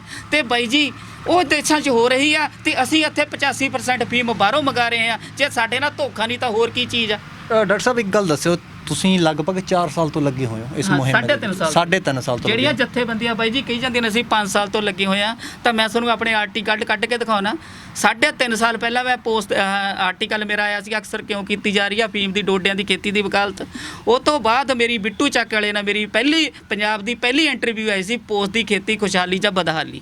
ਇਹਦੇ ਕਰਕੇ ਉਹ ਤੋਂ 6 ਮਹੀਨੇ ਪਹਿਲਾਂ ਮੈਂ ਇਹ ਚੀਜ਼ ਨੂੰ ਭਾਵਦਾ ਹੁੰਦਾ ਸੀ ਵੀ ਮੈਨੂੰ ਕਰਨੀ ਚਾਹੀਦੀ ਆ ਕਿ ਨਹੀਂ ਕਰਨੀ ਚਾਹੀਦੀ। ਮੈਂ ਆਲੇ ਦੁਆਲੇ ਜਿਹੜੇ ਸਾਡੇ 12-13 ਪਿੰਡ ਨੇ, ਮੈਂ ਪਿੰਡਾਂ ਦੇ ਵਿੱਚ ਲੋਕਾਂ ਦੀ ਰਾਏ ਲੈਂਦਾ ਫਿਰਦਾ ਹੁੰਦਾ ਸੀ, ਤਾਂ ਕਰਕੇ ਮੈਨੂੰ 4 ਸਾਲ ਇਹ ਲਾ ਕੇ ਹੋਏ ਨੇ। ਜੀ ਜੀ। ਅੱਛਾ, ਮੈਂ ਇਹੀ ਗੱਲ ਪੁੱਛਣੀ ਚਾਹੂੰਗਾ ਕਿ ਜਦੋਂ ਤੋਂ ਸ਼ੁਰੂਆਤ ਕੀਤੀ ਆ ਉਦੋਂ ਤੋਂ ਲੈ ਕੇ ਅੱਜ ਤੱਕ, ਕਿਉਂਕਿ ਜਿਹੜੀਆਂ ਮੁਹਿੰਮਾਂ ਆਪਾਂ ਛੇੜਦੇ ਆ ਉਹਨਾਂ ਨੂੰ ਪੂਰਨ ਰੂਪ ਦੇ ਵਿੱਚ ਸਿਰੇ ਚੜ੍ਹਨ ਦੇ ਵਿੱਚ ਡਾਕਟਰ ਸਾਹਿਬ ਤੁਹਾਨੂੰ ਵੀ ਪਤਾ, ਸਿਆਣੇ ਹੋ, ਕਈ ਵਾਰੀ ਬੜੇ ਸਾਲ ਲੱਗ ਜਾਂਦੇ ਆ, ਉਮਰਾਂ ਬੀਤ ਜਾਂਦੀਆਂ ਨੇ। ਜਦੋਂ ਤੋਂ ਸ਼ੁਰੂਆਤ ਕੀਤੀ ਆ ਹੁਣ ਤੱਕ ਕੀ ਲੱਗਦਾ ਤੁਹਾਡੀ ਇਸ ਮੁਹਿੰਮ ਨੂੰ ਕਿੰਨਾ ਕੁ ਹੁਲਾਰਾ ਮਿਲਿਆ? ਹੁਲਾਰਾ ਸਰਕਾਰ ਦੇ ਕੰਨਾਂ ਤੱਕ ਗੱਲ ਪਹੁੰਚੀ ਆ ਜਾਂ ਨਹੀਂ ਪਹੁੰਚੀ? ਜੇ ਪਹੁੰਚੀ ਆ ਤਾਂ ਸਰਕਾਰੀ ਦਰਬਾਰੇ ਵੱਲੋਂ ਤੁਹਾਨੂੰ ਰਿਸਪੌਂਸ, ਰਿਐਕਸ਼ਨ ਕਿੰਨਾ ਕੁ ਆਇਆ? ਬਾਈ ਜੀ ਹੁਣ ਤੁਸੀਂ ਦੇਖੋ, ਨਵਜੋਤ ਸਿੰਘ ਸਿੱਧੂ ਨੇ ਇਹਦੇ ਬਾਰੇ ਬਿਆਨ ਦਿੱਤਾ ਸੀਗਾ।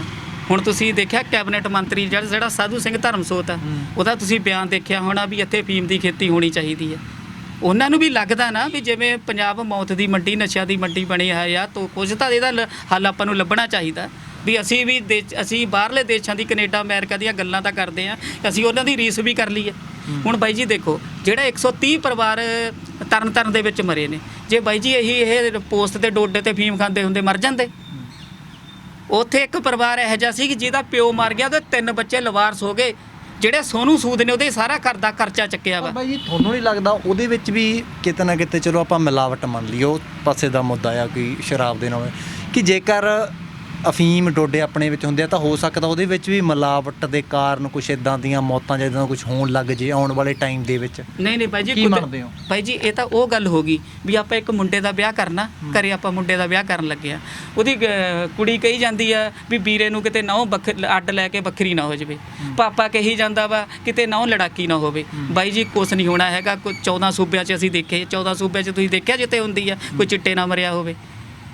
ਇਹ ਕਰਕੇ ਬਾਈ ਜੀ ਇਹ ਆਪਣੇ ਦਿਮਾਗ ਦੇ ਸਵਾਲ ਨੇ। ਕੁਦਰਤੀ ਨਸ਼ਾ ਵਾ ਸਾਡੇ ਕੋਲ 14 ਸਟੇਟਾਂ ਦੀਆਂ, ਜਿਹੜੀਆਂ 14 ਸਟੇਟਾਂ 'ਚ ਹੁੰਦੀ ਆ, ਤਾਂ ਬਾਈ ਜੀ ਸਾਡੇ ਕੋਲ ਉਸ ਸੂਬਿਆਂ ਦੀਆਂ ਧਾਰਨਾ ਨੇ। ਅੱਛਾ, ਇੱਕ ਗੱਲ ਹੋਰ ਦੱਸਿਓ। ਇੱਕ ਗੱਲ ਉਸ ਮੁਲਾਕਾਤ ਦੇ ਵਿੱਚ ਇੱਕ ਹੋਰ ਨਿਕਲ ਕੇ ਆਈ ਸੀ ਕਿ ਅਸੀਂ ਉਹਨਾਂ ਕਿਸਾਨਾਂ ਵੱਲ ਝਾਤ ਮਾਰ ਲਈਏ ਜਿਹੜੇ ਕਿਸਾਨ ਖੇਤੀ ਕਰ ਰਹੇ ਆ, ਉਹ ਕਿੰਨੇ ਕੁ ਖੁਸ਼ਹਾਲ ਆ, ਉਹਨਾਂ ਨੇ ਕਿੰਨੀਆਂ ਕੁ ਕੋਠੀਆਂ ਪਾਲੀਆਂ, ਕਿੰਨੀਆਂ ਕੁ ਕਾਰਾਂ ਲੈ ਲਈਆਂ। ਅਸੀਂ ਉਹਨਾਂ ਵੱਲ ਝਾਤ ਮਾਰ ਲਈ ਕਿਉਂਕਿ ਦੇਖੋ ਜਦੋਂ ਵੀ ਕਿਸਾਨੀ ਦੀ ਗੱਲ ਆਉਂਦੀ ਆ ਬਾਈ ਜੀ, ਤੁਸੀਂ ਵੀ ਕੀਤੀ, ਆਪਾਂ ਵੀ ਗੱਲ ਕਰ ਰਹੇ, ਕਿਸਾਨੀ ਡਿੱਗਦੀ ਜਾ ਰਹੀ ਆ, ਕਿਸਾਨੀ ਗਿਰਦੀ ਜਾ ਰਹੀ ਆ। ਆਰਥਿਕ ਤੌਰ ਤੇ ਕਿਸਾਨੀ ਨੂੰ ਮਜ਼ਬੂਤ ਕਰਨਾ ਪੈਣਾ ਆ। ਆਰਥਿਕ ਤੌਰ ਤੇ ਜੇ ਮਜ਼ਬੂਤ ਕਰਨ ਦੀ ਮੰਗ ਉੱਠਦੀ ਆ ਤਾਂ ਇਹੀ ਮੰਗ ਉੱਠਦੀ ਆ ਕਿ ਅਫੀਮ ਦੀ ਜਿਹੜੀ ਆ ਖਸਖਸ ਦੀ ਖੇਤੀ ਕਰਨੀ ਚਾਹੀਦੀ ਹੈ, ਖਸਖਸ ਦੀ ਖੇਤੀ ਕਰਨੀ ਲਾਜ਼ਮੀ ਆ। ਇਹ ਗੱਲ ਦੱਸਿਓ ਕਿ ਉਹਨਾਂ ਕਿਸਾਨਾਂ ਨੂੰ ਆਰਥਿਕ ਤੌਰ ਤੇ ਕਿੰਨਾ ਕੁ ਮਜ਼ਬੂਤ ਕੀਤਾ ਖਸਖਸ ਦੀ ਖੇਤੀ ਨੇ? ਬਾਈ ਜੀ ਦੇਖੋ, ਅਸੀਂ ਹੁਣ ਨਵੰਬਰ ਤੇ ਦਸੰਬਰ ਦੇ ਵਿੱਚ ਰਾਜਸਥਾਨ ਤੇ ਐਮਪੀ ਦੇ ਵਿੱਚ ਜਾ ਰਹੇ ਹਾਂ। ਅਸੀਂ ਤੁਹਾਨੂੰ ਕੈਮਰੇ ਦੇ ਮੂਹਰੇ ਉਹਨਾਂ ਦੇ ਹਾਲਾਤ ਦਿਖਾਵਾਂਗੇ। ਬਾਈ ਜੀ ਮੇਰੀ ਗੱਲ ਦੱਸੋ, ਤੁਸੀਂ ਇਹ ਪੰਜਾਬ ਦੇ ਹੀ ਲਾ ਲਓ, ਇੱਕ ਕਿਸਾਨ ਨੂੰ ਤੁਸੀਂ ਪੁੱਛ ਲਓ ਭਾਈ ਹਾਂ ਤੈਨੂੰ 10 ਕਿੱਲਿਆਂ ਦੀ ਕਿੰਨੀ ਕਮਾਈ ਹੋਈ ਆ, ਜੇ ਉਹਨੂੰ 10 ਲੱਖ ਦੀ ਕਮਾਈ ਹੋਈ ਆ ਤਾਂ ਤੁਹਾਨੂੰ 5 ਲੱਖ ਦੱਸੂਗਾ। ਆਪਣੇ ਭੇਦ ਕੋਈ ਨਹੀਂ ਸੱਚੇ ਦੱਸਦਾ, ਇਹ ਤੁਸੀਂ ਵੀ ਜਾਣਦੇ ਹੋ। ਕਿਉਂਕਿ ਬਾਈ ਜੀ ਉਧਰ ਜਾ ਕੇ ਤਾਂ ਦੇਖੋ, ਉਹ ਤੁਹਾਨੂੰ ਲੱਗਣਗੀਆਂ ਵੀ ਹਾਂ ਘਰ ਦੂਸਰੇ ਲੋਟ ਨੇ, ਪਰ ਬਾਈ ਜੀ ਉਹਨਾਂ ਦੇ ਗਲ ਦੇਖਿਓ ਕਿਵੇਂ ਸੋਨੇ ਨਾਲ ਭਰੇ ਪਏ ਨੇ। ਹਰੇਕ ਦੇ ਘਰੇ ਸਕਾਰਪੀਓ ਗੱਡੀ ਖੜੀ ਆ ਵਾ, ਤਾਂ ਉਹਨਾਂ ਦੇ ਬੱਚਿਆਂ ਦੇ ਦੇਖਿਓ ਕਿਵੇਂ ਅੱਖਾਂ ਦੇ ਵਿੱਚ ਵਿਟਾਮਿਨ ਸੀ, ਕਿੰਨੇ ਬੱਚਿਆਂ ਦੇ ਰੌਣਕ ਆ। ਕਿਉਂਕਿ ਜਿਹੜਾ ਡੋਡਾ ਹੁੰਦਾ ਵਾ, ਡੋਡੇ ਦੇ ਵਿੱਚ ਉਹਨਾਂ ਨੂੰ ਦੁੱਧ 'ਚ ਕੁੱਟ ਕੇ ਉਹ ਖਸਖਸ ਰੋਜ਼ ਪੀਣ ਨੂੰ ਦਿੰਦੇ ਨੇ, ਦੁੱਧ 'ਚ ਪਾ ਕੇ ਇੱਕ ਦੇਸੀ એનર્ਜੀ ਟੌਨਿਕ। ਤੇ ਅੱਜ ਸਾਡੇ ਬੱਚਿਆਂ ਦਾ ਦੇਖ ਲਓ ਹਾਲ ਕੀ ਆ। ਕਹਿਣ ਦਾ ਮਤਲਬ ਇਹ ਗੱਲਾਂ ਆਪਣੇ ਕੋਲੋਂ ਹੀ ਬਣਾਈ ਜਾਂਦੇ ਨੇ। ਉਧਰਲੇ ਕਿਸਾਨਾਂ ਦੀ ਅਸੀਂ 2 ਮਹੀਨੇ ਬਾਅਦ ਤੁਹਾਨੂੰ ਅਸੀਂ ਤੱਥਾਂ ਦੇ ਨਾਲ ਗੱਲਾਂ ਦੱਸਾਂਗੇ। ਜਦ ਇੱਕ ਬਾਈ ਜੀ ਕਿਸਾਨਾਂ ਤੋਂ ਖਰੀਦਣ ਵਾਲਾ ਮਾਂ ਵੀ ਇੰਨਾ ਅਮੀਰ ਹੋ ਸਕਦਾ, ਫਿਰ ਕਿਸਾਨ ਪੈਦਾ ਕਰਨ ਵਾਲੇ ਕੋਲ ਕਿਉਂ ਨਹੀਂ ਪੈਸੇ ਹੋਣਗੇ? ਇਹ ਸਾਰੀਆਂ ਗੱਲਾਂ ਉਲ ਫਜ਼ੂਲ ਨੇ ਪੈਸੇ ਕੀਤੀਆਂ ਹੋਈਆਂ ਨੇ, ਇਹਦਾ ਮਤਲਬ ਕੋਈ ਨਹੀਂ ਹੈਗਾ। 2 ਮਹੀਨੇ ਬਾਅਦ ਅਸੀਂ ਤੁਹਾਨੂੰ ਪ੍ਰੈਕਟੀਕਲੀ ਦੱਸ ਦਾਂਗੇ ਜੀ। ਬਾਈ ਜੀ ਖੇਤੀ ਦੀ ਗੱਲਬਾਤ ਆਉਂਦੀ ਆ, ਕਿਸਾਨੀ ਦੀ ਗੱਲ ਆਉਂਦੀ ਆ ਕਿ ਆਰਥਿਕ ਤੌਰ ਤੇ ਕਿਸਾਨੀ ਮਜ਼ਬੂਤ ਹੋਊਗੀ ਜੇ ਖਸਖਸ ਦੀ ਖੇਤੀ ਹੁੰਦੀ ਆ। ਜੇਕਰ ਆਪਾਂ ਮਾਰੂ ਨਸ਼ਿਆਂ ਨੂੰ ਇੱਕ ਵਾਰੀ ਸਾਈਡ ਤੇ ਰੱਖਦੇ ਹਾਂ ਕਿ ਇਹ ਚੀਜ਼ ਮੰਨਣਯੋਗ ਆ ਕਿ ਜੇਕਰ ਖਸਖਸ ਅਫੀਮ ਡੋਡੇ ਪੰਜਾਬ ਦੇ ਵਿੱਚ ਆਉਂਦੇ ਆ ਤਾਂ ਜਿਹੜੇ ਮਾਰੂ ਨਸ਼ੇ ਆ ਵਾਕਿਆ ਦੇ ਵਿੱਚ ਉਹਨਾਂ ਨੂੰ ਠੱਲ ਪੈ ਸਕਦੀ ਆ, ਉਮੀਦ ਹੈਗੀ ਆ। ਠੀਕ ਹੈ ਜੀ, ਇੱਕ ਗੱਲ ਦੱਸੋ ਕਿ ਆਰਥਿਕ ਤੌਰ ਤੇ ਕਿਸਾਨੀ ਕਿੰਨੇ % ਕਿਸਾਨੀ ਮਜ਼ਬੂਤ ਹੋ? ਕਿਉਂਕਿ ਗੱਲ ਇੱਥੇ ਕਿਸਾਨ ਜਥੇਬੰਦੀਆਂ ਮੋਤਵਾਰ, ਅਸੀਂ ਕਿਸਾਨੀ ਦੀ ਗੱਲ ਕਰਦੇ, ਕਿਸਾਨੀ ਕਿੰਨੇ % ਆਰਥਿਕ ਤੌਰ ਤੇ ਮਜ਼ਬੂਤ ਹੋ? ਦੇਖੋ ਬਾਈ ਜੀ ਸਾਰੇ ਕਿਸਾਨਾਂ ਨੂੰ ਪਰਮਿਟ ਨਹੀਂ ਮਿਲਣੇ ਹੈਗੇ। ਅਸੀਂ ਤਾਂ ਇਹ ਕਹਿੰਦੇ ਆ ਵੀ ਜਿਹੜੇ ਕਿਸਾਨ ਆਤਮ ਹੱਤਿਆ ਕਰ ਰਹੇ ਨੇ, ਕਿਸਾਨਾਂ ਕੋਲ ਉਹਨਾਂ ਦੀ ਤਾਂ ਲਿਸਟ ਹੋਣੀ ਹੈ ਨਾ, ਉਹਨਾਂ ਨੂੰ ਦੇ ਦੇਵੇ। ਅਸੀਂ ਨਾਲ ਲੱਗਦਾ ਇਹ ਮੰਨੀ ਜਾਊ ਸਰਕਾਰ ਦੁਆਰਾ ਤੁਹਾਡੀ ਮੰਗ? ਬਾਈ ਜੀ ਤੁਸੀਂ ਦੇਖਿਓ, ਅਸੀਂ ਹਾਥੀ ਖੜਾ ਕਰ ਲਿਆ ਨਾ, ਹਾਥੀ ਹੁਣ ਸਾਰਿਆਂ ਨੂੰ ਮਿੱਧਦਾ ਜਾਊਗਾ। ਬਾਕੀ ਬਾਈ ਜੀ ਇਹ ਕਿਸਾਨ ਜਥੇਬੰਦੀਆਂ ਦੇ ਜਿਹੜੇ ਆਗੂ ਨੇ, ਉਹ ਜੇ ਆਪਣੇ ਦਿਮਾਗ ਤੇ ਜ਼ੋਰ ਦੇਣ ਨਾ, ਉਹਨਾਂ ਨੂੰ ਹੋਰ ਫਸਲਾਂ ਨੂੰ ਉਤਸ਼ਾਹ ਦੇਣਾ ਚਾਹੀਦਾ ਵਾ। ਹੁਣ ਇਹ ਤਾਂ ਜਿਵੇਂ ਹੁਣ ਤੁਲਸੀ ਬਾਈ ਦੀ ਇੰਟਰਵਿਊ ਲੈਤੀ ਸੀਗੀ, ਉਹ ਕਹਿੰਦਾ ਜੇ ਫੀਮ ਦੀ ਖੇਤੀ ਲਾ ਲਈ ਤਾਂ ਕਣਕ ਤੇ ਝੋਨੇ ਤੇ ਵੀ ਜਾਓਗੇ। ਬਾਈ ਹਰੀ ਕ੍ਰਾਂਤੀ ਦੇ ਨਾਂ ਤੇ ਪੰਜਾਬ ਬਰਬਾਦ ਹੋ ਗਿਆ, ਉਹ ਹਜੇ ਕਰੀ ਜਾਂਦੇ ਨੇ ਝੋਨੇ ਤੇ ਯਾਰ ਕਣਕ ਦੀ ਗੱਲ। ਮੈਂ ਤਾਂ ਕਹਿਣਾ ਬਾਈ ਜੀ ਝੋਨੇ ਨੂੰ ਪੰਜਾਬ ਦੇ ਵਿੱਚੋਂ ਇਮੀਡੀਏਟਲੀ ਇੱਥੇ ਬੰਦ ਕਰਨਾ ਚਾਹੀਦਾ ਵਾ, ਜੇਕਰ ਆਉਣ ਵਾਲੇ ਸਮੇਂ ਦੇ ਵਿੱਚ ਕਿਸਾਨਾਂ ਨੇ ਖੇਤੀ ਕਰਦੇ ਰਹਿਣਾ ਵਾ। ਫੈਕਟਰੀਆਂ ਦੇ ਵਿੱਚ, ਸ਼ਾਪਿੰਗ ਸੈਂਟਰਾਂ ਦੇ ਵਿੱਚ, ਘਰਾਂ ਦੇ ਵਿੱਚ, ਡੈਰੀਆਂ ਦੇ ਵਿੱਚ ਇਮੀਡੀਏਟਲੀ ਇੱਥੇ ਪਾਣੀ ਤੇ ਸਖਤ ਐਕਸ਼ਨ ਲੈਣੇ ਚਾਹੀਦੇ ਨੇ ਜਿੱਥੇ ਬਰਬਾਦੀ ਹੁੰਦਾ ਵਾ। ਹਰੇਕ ਪਿੰਡ ਦੇ ਵਿੱਚ ਵਾਟਰ ਖੋਲ ਬਣਾਉਣੇ ਚਾਹੀਦੇ ਨੇ ਜਿੱਥੇ ਕਿ 20 ਦਾ ਪਾਣੀ ਥੱਲੇ ਜਾਵੇ। ਕਿਉਂਕਿ ਬਾਈ ਜੀ ਜਿੰਨਾ ਚਿਰ ਅਸੀਂ 40 ਫੁੱਟ ਤੱਕ ਪਾਣੀ ਨੂੰ ਇੰਜੈਕਟ ਨਹੀਂ ਕਰਦੇ, ਕਿਉਂਕਿ ਧਰਤੀ ਦਾ ਪਾਣੀ ਖਾਲੀ ਹੋਣ ਕਰਕੇ ਉੱਥੇ ਪਰਤਾਂ ਬਣ ਗਈਆਂ ਨੇ, ਜਿੰਨਾ ਚਿਰ ਆਪਾਂ 40 ਫੁੱਟ ਤੱਕ ਪਾਣੀ ਨੂੰ ਇੰਜੈਕਟ ਨਹੀਂ ਕਰਦੇ ਹੈਗੇ, ਉਹਨਾਂ ਚਿਰ ਪਾਣੀ ਥੱਲੇ ਨਹੀਂ ਜਾ ਸਕਦਾ ਹੈਗਾ। ਕਿਸਾਨ ਦੇ ਆਉਣ ਵਾਲੇ ਸਮੇਂ ਦੇ ਵਿੱਚ ਪਾਣੀ ਦੀ ਲੋੜ ਆ। ਕਿਸਾਨ ਤਾਂ ਹੀ ਜਿਉਂਦਾ ਰਹਿ ਸਕਦਾ ਜੇਕਰ ਉਹਦੇ ਕੋਲ ਪਾਣੀ ਆ। ਉਹੀ 5-7 ਸਾਲ 'ਚ ਪਾਣੀ ਖਤਮ ਆ। ਇਹਦੇ ਕਰਕੇ ਇਹਨਾਂ ਨੂੰ ਟਰੈਕਟਰ ਸੜਕਾਂ ਤੇ ਧਰਨੇ ਲਾ ਕੇ ਕਿਸਾਨ ਜਥੇਬੰਦੀਆਂ ਨੂੰ, ਸਾਡੇ ਬਾਪੂਆਂ ਨੂੰ ਜਿਹੜੇ ਕਿ ਔਲੂਆਂ 'ਚ ਨਾਲੇ, ਨਹਿਰਾਂ 'ਚ ਨਾਲੇ, ਇਹ ਨਹੀਂ ਪਤਾ ਕਦੋਂ ਇਹਨਾਂ ਨੇ ਦੁਨੀਆ ਨੂੰ ਅਲਵਿਦਾ ਕਹਿ ਕੇ ਚਲੇ ਜਾਣਾ ਵਾ। ਪਰ ਉਹ ਕਿਸਾਨਾਂ ਲਈ ਕੋਈ ਜਾਂਦੇ ਜਾਂਦੇ ਇਹੋ ਜਿਹਾ ਕੰਮ ਕਰ ਜਾਣ ਜਿਹੜੇ ਆ ਕਿਸਾਨਾਂ ਦੇ ਆਉਣ ਵਾਲੇ ਵੀ ਬੱਚੇ ਉਹਨਾਂ ਨੂੰ ਯਾਦ ਰੱਖਣ। ਨਹੀਂ ਤਾਂ ਇਹੀ ਕਿਸਾਨਾਂ ਦੇ ਬੱਚੇ ਇਹਨਾਂ ਨੂੰ ਮਿਹਣੇ ਮਾਰਿਆ ਕਰਨਗੇ, ਤਾਨੇ ਮਾਰਿਆ ਕਰਨਗੇ ਵੀ ਕਿਸਾਨ ਲੀਡਰ ਹੋ ਕੇ ਸਾਡੇ ਬਾਰੇ ਸੋਚਿਆ ਨਹੀਂ ਇਹਨਾਂ ਨੇ। ਡਾਕਟਰ ਸਾਹਿਬ ਤੁਸੀਂ ਆਪਣੀ ਜਿਹੜੇ ਆ ਗੱਲਬਾਤ ਰੱਖਿਆ, ਤੁਹਾਡਾ ਰੋਸ ਜਿਹੜਾ ਸੀ ਉਹ ਤੁਸੀਂ ਦੱਸਿਆ ਪਿਛਲੀ ਮੁਲਾਕਾਤ ਦੇ ਵਿੱਚ, ਜਿਹੜੇ ਸਵਾਲ ਉੱਠੇ ਸੀ ਉਹਨਾਂ ਦੇ ਜਵਾਬ ਤੁਸੀਂ ਦਿੱਤੇ ਆ। ਹੁਣ ਜਾਂਦੇ ਜਾਂਦੇ ਤੁਸੀਂ ਜਿਹੜਾ ਆ ਸਰੋਤਿਆਂ ਨੂੰ, ਜਿਹੜੇ ਸਰੋਤੇ ਦੇਖ ਰਹੇ ਆ, ਉਹਨਾਂ ਨੂੰ ਕਹਿਣਾ ਕੀ ਚਾਹੋਗੇ? ਕੀ ਸੁਨੇਹਾ, ਕੀ ਸੰਦੇਸ਼ ਉਹਨਾਂ ਦੀ ਕਚਹਿਰੀ ਦੇ ਵਿੱਚ ਰੱਖਣਾ ਚਾਹੋਗੇ? ਜਾਂ ਖਾਸ ਕਰ ਕਿਸਾਨ ਜਥੇਬੰਦੀਆਂ ਦੇ ਲਈ ਮੈਂ ਸੁਨੇਹਾ ਮੰਗੂਗਾ, ਸੰਦੇਸ਼ ਮੰਗੂਗਾ, ਤੇ ਸਰਕਾਰਾਂ ਦੇ ਲਈ ਸੁਨੇਹਾ ਮੰਗੂਗਾ? ਕਿਉਂਕਿ ਸਰਕਾਰਾਂ ਤੋਂ ਬਿਨਾਂ ਤਾਂ ਹੱਲ ਨਹੀਂ ਹੋਣੇ। ਆਪਾਂ ਸਰਕਾਰਾਂ ਦੇ ਕੰਨਾਂ ਤੱਕ ਗੱਲ ਪਹੁੰਚਦੀ ਕਰਨੀ ਆ, ਕਿਸਾਨ ਜਥੇਬੰਦੀਆਂ ਦੇ ਮੋਹਰੀਆਂ ਤੱਕ ਗੱਲ ਪਹੁੰਚਦੀ ਕਰਨੀ ਆ। ਉਹਨਾਂ ਦੇ ਲਈ ਸੁਨੇਹਾ, ਸੰਦੇਸ਼ ਕੀ ਦੇਣਾ ਚਾਹੋਗੇ? ਹਾਂਜੀ, ਪਹਿਲਾਂ ਤਾਂ ਜੀ ਮੈਂ ਸਾਡੇ ਪੰਜਾਬ ਵਾਸੀਆਂ ਨੂੰ ਤੇ NRI ਵੀਰਾਂ ਨੂੰ ਬੇਨਤੀ ਕਰਨੀ ਚਾਹੂੰਗਾ ਵੀ ਜਿਹੜੀ ਸਾਡੀ ਇੱਕ ਸਿੱਖਾਂ ਦੀ ਮਾਰਸ਼ਲ ਕੌਮ ਹੁੰਦੀ ਸੀਗੀ, ਤੇ ਤੁਸੀਂ ਅੱਜ ਦੇਖੋ ਉਹੀ ਪੰਜਾਬੀਆਂ ਦੇ ਘਰੇ ਪਈਆਂ ਦੇ ਜਵਾਕ ਜੰਮਣ ਲੱਗ ਗਏ। ਬਾਈ ਜੀ ਮੈਂ ਸਰੀਰਕ ਸੰਬੰਧਾਂ ਦੀ ਗੱਲ ਨਹੀਂ ਕਰਦਾ, ਮੈਂ ਕਰਦਾ ਬੇਬੀ ਟਿਊਬ ਸੈਂਟਰਾਂ ਦੀ ਗੱਲ। ਅੱਜ ਜਿਹੜੀ ਸਾਡੀ ਯੋਧਿਆਂ ਦੀ ਕੌਮ ਸੀ ਅੱਜ ਉਹਨਾਂ ਤੋਂ ਬੱਚੇ ਪੈਦਾ ਨਹੀਂ ਹੋ ਰਹੇ ਹੈਗੇ। 1985 ਦੇ ਵਿੱਚ ਦੇਖੋ ਕੋਈ ਬੇਬੀ ਟਿਊਬ ਸੈਂਟਰ 1995 ਦੇ ਵਿੱਚ ਕੋਈ ਪੰਜਾਬ ਦੇ ਵਿੱਚ ਬੇਬੀ ਟਿਊਬ ਸੈਂਟਰ ਨਹੀਂ ਸੀ ਹੁੰਦਾ। ਜਿਹੜੇ ਸਾਡੇ ਬਾਪੂਆਂ ਦੇ 12 ਜਵਾਕ ਹੁੰਦੇ ਸੀ ਉਹਨਾਂ ਨੂੰ ਮੁਰੱਬਾ ਮਿਲਦਾ ਸੀ, ਅੱਜ ਉਹਨਾਂ ਦੇ ਵਾਰਸਾਂ ਤੋਂ ਬੱਚੇ ਪੈਦਾ ਨਹੀਂ ਹੋ ਰਹੇ, ਜਾਣੀ ਕਿ ਸਾਡਾ ਪੰਜਾਬੀਆਂ ਦਾ ਬੀਜ ਨਾਸ਼ ਹੋ ਰਿਹਾ। ਅਸੀਂ 84 ਨਸਲਕੁਸ਼ੀ ਦੀ ਗੱਲ ਕਰਦੇ ਆ, ਜਿਹੜੀ ਕਿ ਹੁਣ ਮਾਰੂ ਨਸ਼ਿਆਂ ਕਰਕੇ ਸਾਡੀ ਸਖਤ ਨਸਲਕੁਸ਼ੀ ਹੋ ਰਹੀ ਆ। ਉਹਦੇ ਬਾਰੇ ਕਿਉਂ ਵਿਚਾਰ ਨਹੀਂ ਲੋਕ ਸੋਚ ਰਹੇ ਹੈਗੇ, ਕਿਉਂ ਨਹੀਂ ਸਰਕਾਰਾਂ ਸੋਚ ਰਹੀਆਂ? ਸਾਰਿਆਂ ਨਾਲੋਂ ਵੱਡੀ ਗੱਲ ਬਾਈ ਜੀ, ਇਹ ਜਿਹੜੀ ਜ਼ਹਿਰ ਹਸਪਤਾਲਾਂ ਦੇ ਵਿੱਚ ਕੈਪਟਨ ਅਮਰਿੰਦਰ ਸਿੰਘ ਹੋਣੀ ਦੇ ਰਹੇ ਨੇ, ਬੂਪਰੋਨੋਰਫਨ ਗੋਲੀ ਚੂਸਣ ਵਾਲੀ, ਬਾਈ ਜੀ ਇਹ ਚਿੱਟੇ ਦੀ ਵੱਡੀ ਭੈਣ ਆ, ਚਿੱਟੇ ਦੀ ਵੱਡੀ ਭੈਣ ਆ, ਤੇ ਲੋਕਾਂ ਦੇ ਲੀਵਰ ਗੁਰਦੇ ਖਰਾਬ ਕਰਦੀ ਆ, ਜ਼ਿਆਦਾ ਤੋਂ ਜ਼ਿਆਦਾ ਬੰਦੇ ਦਾ ਸੈਕਸ ਬਹੁਤ ਡਾਊਨ ਕਰ ਦਿੰਦੀ ਆ, ਬ੍ਰੇਨ ਤੇ ਅਸਰ ਪਾਉਂਦੀ ਆ, ਹਾਰਟ ਤੇ ਅਸਰ ਪਾਉਂਦੀ ਆ। ਇੱਕ ਬਾਬਾ ਜੀ ਨੇ ਮੈਨੂੰ ਦੱਸਿਆ, ਕਹਿੰਦਾ ਮੇਰੇ 12 ਗ੍ਰਾਮ HB ਸੀਗੀ, ਕਹਿੰਦਾ ਜੱਦੀ ਮੈਂ ਗੋਲੇ ਖਾਣ ਲੱਗਿਆ 7 ਗ੍ਰਾਮ HB ਰਹਿ ਗਈ। ਠੀਕ ਆ ਬਾਈ ਜੀ। ਤੇ ਇੱਕ ਮੈਂ ਕਿਸਾਨ ਜਥੇਬੰਦੀਆਂ ਨੂੰ ਕਹਿਣਾ ਚਾਹੁੰਦਾ ਵਾਂ ਵੀ ਕਿਸਾਨ ਜਥੇਬੰਦੀ ਵਾਲੇ ਸਾਡੇ ਬਜ਼ੁਰਗੋ, ਤੁਸੀਂ ਕਿਸਾਨਾਂ ਦੀ ਜ਼ਰੂਰ ਅਗਵਾਈ ਕਰਦੇ ਹੋ, ਪਰ ਕਿਸਾਨਾਂ ਦੇ ਆਉਣ ਵਾਲੇ 7-8 ਸਾਲਾਂ ਬਾਅਦ ਵਾਲੇ ਭਵਿੱਖ ਬਾਰੇ ਵੀ ਸੋਚੋ, ਕਿਉਂਕਿ ਕਿਸਾਨ ਠੀਕ ਆ 2005 ਤੱਕ ਖੇਤੀ ਕਰ ਲੂਗਾ, ਪਾਣੀ ਮਿਲੀ ਜਾਊ, ਕਿਉਂਕਿ 25% ਪਾਣੀ ਰਹਿ ਗਿਆ। ਕਿਉਂ ਕਿਸਾਨ ਨੇ 2005 'ਚ ਵੀ ਖੇਤੀ ਕਰਨੀ ਆ, 6 'ਚ ਵੀ ਕਰਨੀ ਆ, 7 'ਚ ਵੀ ਕਰਨੀ ਆ, 8 'ਚ ਵੀ ਕਰਨੀ ਆ, 9 'ਚ ਵੀ ਕਰਨੀ ਆ, 10 'ਚ ਵੀ ਕਰਨੀ ਆ, ਫਿਰ ਉਹ ਖੇਤੀ ਕਿੱਥੋਂ ਕਰੂਗਾ? ਕਿਸਾਨਾਂ ਦੀਆਂ ਆਤਮ ਹੱਤਿਆ 4 ਗੁਣਾ ਵਧੀ ਜਾਣੀਆਂ ਹੈਗੀਆਂ। ਇਹਦੇ ਕਰਕੇ ਜਿਹੜੇ ਸਾਡੇ ਬਜ਼ੁਰਗ ਆਗੂ ਨੇ, ਜਿਹੜਾ ਪਤਾ ਨਹੀਂ ਕਦੋਂ ਉਹ ਇਸ ਜਹਾਨ ਨੂੰ ਅਲਵਿਦਾ ਕਹਿ ਕੇ ਚਲੇ ਜਾਣ, ਉਹਨਾਂ ਨੂੰ ਪਾਣੀ ਦੇ ਮੁੱਦੇ ਤੇ ਵੀ ਸੜਕਾਂ ਤੇ ਟਰੈਕਟਰ ਖੜੇ ਕਰਨੇ ਚਾਹੀਦੇ ਨੇ। ਉਹਨਾਂ ਨੂੰ ਪਾਣੀ ਦੇ ਮੁੱਦੇ ਤੇ ਵੀ ਕੈਪਟਨ ਅਮਰਿੰਦਰ ਸਿੰਘ ਦਾ ਮਹਿਲ ਘੇਰਨਾ ਚਾਹੀਦਾ ਵਾ। ਉਹਨਾਂ ਨੂੰ ਪਾਣੀ ਦੇ ਮੁੱਦੇ ਤੇ ਵੀ TCਆਂ ਨੂੰ ਮੰਗ ਪੱਤਰ ਦੇਣੇ ਚਾਹੀਦੇ ਨੇ। ਜਿਵੇਂ ਇਹਨਾਂ ਨੇ ਕਿਹੜੇ ਜਿਨ੍ਹਾਂ ਨੂੰ ਉਮਰ ਕੈਦ ਹੋਈ ਸੀ, ਉਗਰਾਹਾ ਗਰੁੱਪ ਨੇ ਉਹਨਾਂ ਨੂੰ ਬਰੀ ਕਰਵਾਇਆ ਸੀਗਾ, ਜਿਨ੍ਹਾਂ ਨੇ ਉਮਰ ਕੈਦ ਹੋ ਗਈ ਸੀਗੀ, ਲੀਡਰ ਸੀਗੇ ਉਹਨਾਂ ਦੇ। ਜਿਵੇਂ ਉਹਨਾਂ ਦੀ ਉਮਰ ਕੈਦ ਉਹਨਾਂ ਤੋਂ ਕਰਵਾ ਲਈ ਸੀਗੀ, ਸਰਕਾਰ ਤੋਂ ਮਾਫ ਕਰਵਾ ਲਈ ਸੀਗੀ, ਇਹ ਪਾਣੀ ਦੇ ਮੁੱਦੇ ਤੇ ਕਿਉਂ ਨਹੀਂ ਹੱਲ ਕਰਵਾ ਸਕਦੇ ਹੈਗੇ? ਇਹਦੇ ਕਰਕੇ ਬਾਈ ਜੀ ਪੰਜਾਬ ਦਾ ਇਸ ਟਾਈਮ ਨਸ਼ੇ ਦੀ ਮੌਤ ਦੀ ਮੰਡੀ ਬਣਿਆ ਹੋਇਆ ਵਾ। ਜੇਕਰ ਅਸੀਂ 84 ਕੱਟ ਕੇ ਇਸ ਧਰਤੀ ਤੇ ਜੰਮੇ ਆ ਨਾ, ਇਹੀ ਨਹੀਂ ਹੈਗਾ ਵੀ ਅਸੀਂ ਬੱਚੇ ਪੈਦਾ ਕਰ ਲਏ, ਖਾ ਲਿਆ, ਪੀ ਲਿਆ ਤੇ ਮੜੀਆਂ 'ਚ ਮੱਚ ਗਏ। ਸਾਡਾ ਹਰੇਕ ਦਾ ਫਰਜ਼ ਬਣਦਾ ਵਾ, ਅਸੀਂ ਆਪਣੇ ਕਮ ਸੇ ਕਮ ਬੱਚਿਆਂ ਲਈ ਤਾਂ ਮਿਸਾਲ ਬਣ ਕੇ ਮਰੀਏ, ਅਸੀਂ ਬੱਚਿਆਂ ਨੂੰ ਤਾਂ ਕੁਛ ਦੇ ਕੇ ਜਾਈਏ। ਤੁਸੀਂ ਦੇਖੋ ਅੱਜ ਪੰਜਾਬ ਦੇ ਹਾਲਾਤ ਕੀ ਹੋ ਗਏ। ਇਹਦੇ ਕਰਕੇ ਮੈਂ ਪੰਜਾਬ ਵਾਸੀਆਂ ਨੂੰ ਇਹੀ ਅਪੀਲ ਕਰਦਾ ਵਾਂ, ਪੰਜਾਬ ਵਾਸੀਓ ਤੁਸੀਂ ਦੇਖੋ ਇਸ ਟਾਈਮ ਪੰਜਾਬ ਦੇ ਹਾਲਾਤ ਕੀ ਨੇ, ਕਿਵੇਂ ਮੁੰਡੇ ਟੀਕੇ ਨਸ਼ਾਂ ਦੇ ਵਿੱਚ ਲਾ ਕੇ, ਕਿਵੇਂ ਤੁਸੀਂ ਰਾਤਾਂ ਨੂੰ ਬਾਹਰ ਨਹੀਂ ਨਿਕਲ ਸਕਦੇ, ਸੜਕਾਂ ਤੇ ਨਹੀਂ ਜਾ ਸਕਦੇ, ਤੁਹਾਡੀਆਂ ਚੈਨੀਆਂ ਖਿੱਚ ਕੇ ਲੈ ਜਾਣਗੇ, ਤੁਹਾਡੇ ਚਾਕੂ ਮਾਰ ਦੇਣਗੇ। ਕਿਉਂ ਮਾਰ ਦੇਣਗੇ? ਜਿਹੜੇ ਮਾਰੂ ਨਸ਼ੇ ਕਰਦੇ ਨੇ। ਅੱਜ ਕੱਲ੍ਹ ਬਾਈ ਜੀ ਮਾਰੂ ਨਸ਼ਿਆਂ ਨਾਲ ਪੰਜਾਬੀਓ ਇੰਨਾ ਦੌਰ ਘਾਤਕ ਚੱਲ ਰਿਹਾ ਵਾ। ਇੱਕ ਅੱਜ ਪਿਓ ਆਪਣੀ ਧੀ ਦੇ ਨਾਲ ਬਲਾਤਕਾਰ ਕਰ ਰਿਹਾ, ਭਾਈ ਆਪਣੀ ਭੈਣ ਦੇ ਨਾਲ ਬਲਾਤਕਾਰ ਕਰ ਰਿਹਾ। ਕਿਉਂਕਿ ਮਾਰੂ ਨਸ਼ਿਆਂ ਨਾਲ ਪਤਾ ਹੀ ਨਹੀਂ ਲੱਗਦਾ ਹੈਗਾ। ਭੁੱਕੀ ਖਾਣ ਵਾਲਾ ਬੰਦਾ ਰਿਸ਼ਤਿਆਂ ਦੀ ਇੱਜ਼ਤ ਕਰਦਾ, ਕਿਸੇ ਦੀ ਧੀ ਭੈਣ ਨੂੰ ਨਹੀਂ ਛੇੜਦਾ ਹੈਗਾ, ਚੌਥਾ ਪੈਗ ਲੈ ਕੇ ਕਿਸੇ ਦੀ ਬਾਹ ਨਹੀਂ ਫੜਦਾ ਹੈਗਾ, ਜਾਂ ਪਹਿਲੇ ਲਲਕਾਰੇ ਨਾਲ ਜਾਂ ਦੂਜੇ ਤੀਜੇ ਲਲਕਾਰੇ ਨਾਲ ਕਿਸੇ ਦੇ ਦਰਾਂ ਦੇ ਵਿੱਚ ਨਹੀਂ ਵੱਜਦਾ ਹੈਗਾ। ਜਾਂ ਮੈਨੂੰ ਤੁਸੀਂ ਅੱਜ ਤੱਕ ਕੇਸ ਦਿਖਾ ਦਿਓ ਵੀ ਕਿਸੇ ਨੇ ਡੋਡੇ ਖਾ ਕੇ ਫਾਇਰ ਕਰਤੇ ਹੋਣ। 40% ਪੁਲਿਸ ਵਾਲੇ ਨਸ਼ਾ ਕਰਦੇ ਆ ਨਾ ਜੀ। ਹੁਣ ਕੈਪਟਨ ਅਮਰਿੰਦਰ ਸਿੰਘ ਦੇ ਨਾਲ ਜਿਹੜੀ ਸਿਕਿਉਰਟੀ ਲੱਗੀ ਹੋਈ ਆ, ਉਹ ਕਿਤੇ ਡੋਡੇ ਤੇ ਭੁੱਕੀ ਨਹੀਂ ਖਾਂਦੇ ਹੈਗੇ। ਤੁਸੀਂ ਉਹ ਦੇਖਿਆ ਕਦੇ ਉਹਨਾਂ ਨੇ AK-47 ਤੇ ਜਾਂ LMG ਦੇ ਫਾਇਰ ਕਰਤੇ?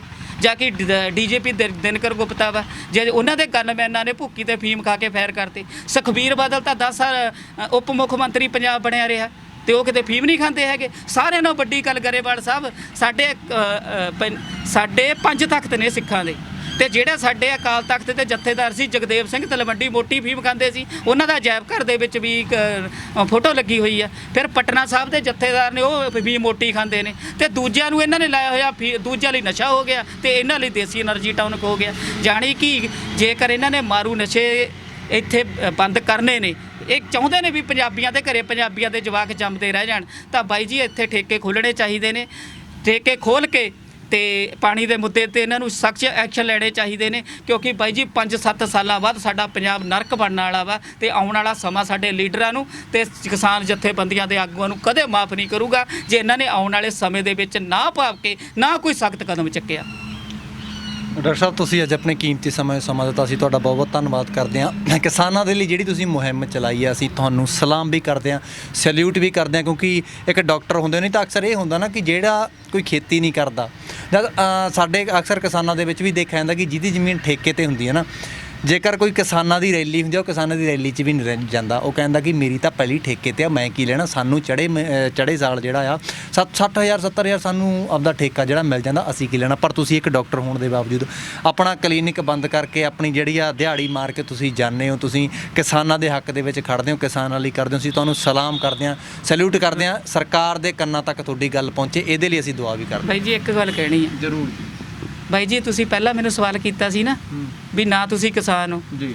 ਬਾਈ ਜੀ ਤੁਸੀਂ ਦੇਖੋ, ਜਿਹਨੇ ਆਪਣੇ ਭਾਈ ਨੂੰ ਜਵਾਨ ਨੂੰ ਮਰਦੇ ਦੇਖਿਆ ਹੋਵੇ, ਫਿਰ ਮੇਰੀ ਮਾਂ ਪਿਓ ਦੀ ਕਿਵੇਂ ਮੇਰੀ ਮਾਂ ਪਿਓ ਦੀ ਜ਼ਿੰਦਗੀ ਨਰਕ ਬਣੀ ਆ, ਮੇਰੀਆਂ ਭੈਣਾਂ ਦੀ ਨਰਕ ਬਣੀ ਆ। ਹੁਣ ਤੁਸੀਂ ਇਹ ਦੇਖੋ, ਜਿਹਦੀ ਭੈਣ 25 ਸਾਲ ਦੇ ਵਿੱਚ 25-26 ਸਾਲ ਦੇ ਵਿੱਚ ਵਿਧਵਾ ਹੋ ਗਈ ਹੋਵੇ, ਉਹਦੇ ਨਿੱਕੇ ਬੱਚੇ ਹੋਣ, ਤਾਂ ਬਾਈ ਜੀ ਉਹਦੇ ਤੇ ਜਦ ਮੈਂ ਅਖਬਾਰਾਂ 'ਚ ਆਰਟੀਕਲ ਲਿਖਦਾ ਵਾਂ, ਜਦ ਮੈਂ ਪਹਿਲਾ ਆਰਟੀਕਲ ਇਹ ਲਿਖਿਆ ਸੀ ਬਾਈ ਜੀ, ਮੈਨੂੰ ਇੰਨੇ ਪੀੜਤ ਪਰਿਵਾਰਾਂ ਦੇ ਫੋਨ ਆਏ। ਤਾਂ ਬਾਈ ਜੀ ਜਦ ਤਾਂ ਮੇਰੀ ਕੋਈ ਕਮੇਟੀ ਨਹੀਂ ਸੀ ਬਣਾਈ ਹੋਈ, ਜਦ ਮੈਂ ਵੋਟਾਂ ਤੋਂ 4 ਤਰੀਕ ਨੂੰ ਵੋਟਾਂ ਪੈਣੀਆਂ ਸੀਗੀਆਂ, ਮੈਂ 3 ਤਰੀਕ ਨੂੰ ਪਾਣੀ ਵਾਲੀ ਟੈਂਕੀ ਤੇ ਚੜ ਗਿਆ ਸੀ ਲੁਧਿਆਣੇ ਦੇ ਬੱਸ ਸਟੈਂਡ ਤੇ, ਵੀ ਜਿਹੜੀ ਨਵੀਂ ਸਰਕਾਰ ਆਵੇ ਮਾਰੂ ਨਸ਼ੇ ਜਦੇ ਹੀ ਬੰਦ ਕਰੇ, ਕੁਦਰਤੀ ਨਸ਼ੇ ਇੱਥੇ ਲਾਗੂ ਕਰੇ। ਇਹਦੇ ਕਰਕੇ ਭਰਾ ਜੀ ਹਰ ਪੰਜੇ ਉਂਗਲੀਆਂ ਇੱਕੋ ਜਿਹੀਆਂ ਨਹੀਂ ਹੁੰਦੀਆਂ। ਮੈਂ ਵੀ ਇੱਕ ਬਾਬੇ ਨਾਨਕ ਦਾ ਸਿੱਖ ਹਾਂ, ਮੈਂ ਵੀ ਕੱਲ੍ਹ ਨੂੰ ਇਸ ਧਰਤੀ ਨੂੰ ਛੱਡ ਕੇ ਜਾਣਾ ਵਾ। ਮੈਂ ਇਹ ਕਹਿਣਾ ਵਾ, ਚਾਹੇ ਅਸੀਂ ਸਫਲ ਹੋਈਏ ਚਾਹੇ ਅਸਫਲ ਹੋਈਏ, ਤਾਂ ਬਾਈ ਜੀ ਜਿਹੜੇ ਮੇਰੇ ਬੱਚੇ ਨੇ ਨਾ, ਕੱਲ੍ਹ ਨੂੰ ਇਹ ਨਾ ਮੈਨੂੰ ਕਹਿਣ ਵੀ ਜਦੋਂ ਸਾਡਾ ਪੰਜਾਬ ਖਤਮ ਹੋ ਰਿਹਾ ਸੀਗਾ ਤੇ ਸਾਡੇ ਪਿਓ ਨੇ ਮਾੜੀ ਮੋਟੀ ਵੀ ਹਿੰਮਤ ਨਹੀਂ ਕੀਤੀ। ਬਾਈ ਜੀ ਜਿੰਨੀ ਮੇਰੇ 'ਚ ਔਕਾਤ ਹੈਗੀ ਆ, ਮੈਂ ਉਨੀ ਕੋਸ਼ਿਸ਼ ਕਰੂੰਗਾ। ਬਾਕੀ ਸਤਿਗੁਰੂ ਮੇਰੇ ਨਾਲ ਆ, ਤੇ ਜਿਨ੍ਹਾਂ ਨੇ ਵੀ ਮਾੜਾ ਮੋਟਾ ਮੇਰੇ ਨਾਲ ਕੀਤਾ ਸੀ ਉਹਨੂੰ ਸਤਿਗੁਰੂ ਨੇ ਸਜ਼ਾ ਦਿੱਤੀ ਆ। ਬਾਕੀ ਮੇਰਾ ਅਕਾਲ ਪੁਰਖ ਵਾਹਿਗੁਰੂ ਸਾਡੇ ਨਾਲ ਆ, ਤੇ ਆਉਣ ਵਾਲੇ ਸਮੇਂ ਦੇ ਵਿੱਚ ਅਸੀਂ ਪਾਣੀ ਵੀ ਬਚਾਵਾਂਗੇ, ਜਵਾਨੀ ਵੀ ਬਚਾਵਾਂਗੇ, ਤੇ ਛੋਟੀ ਕਿਸਾਨੀ ਵੀ ਬਚਾਵਾਂਗੇ।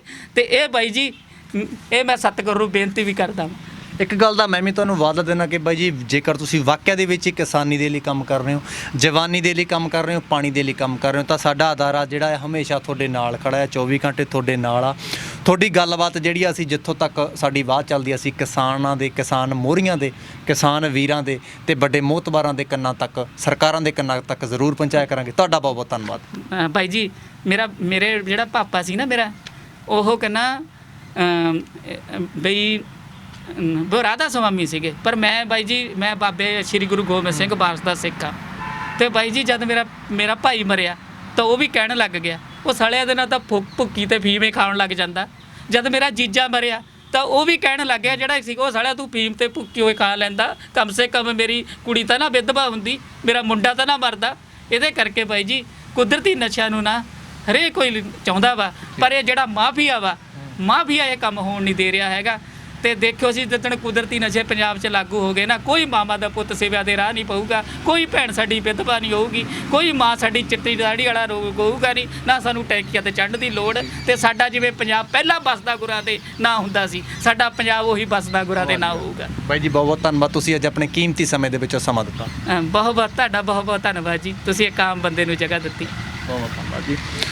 ਸੋ ਸਾਡੇ ਨਾਲ ਡਾਕਟਰ ਰਣਜੀਤ ਸਿੰਘ ਸੀ, ਜਿਨ੍ਹਾਂ ਨੇ ਅਫੀਮ ਦੀ, ਡੋਡਿਆਂ ਦੀ ਖੇਤੀ ਤੇ ਕਸਕਸ ਦੀ ਖੇਤੀ ਦੇ ਬਾਬਤ ਜਿਹੜੀ ਗੱਲਬਾਤ, ਆਪਣੇ ਵਿਚਾਰ ਜਿਹੜੇ ਰੱਖੇ ਆ।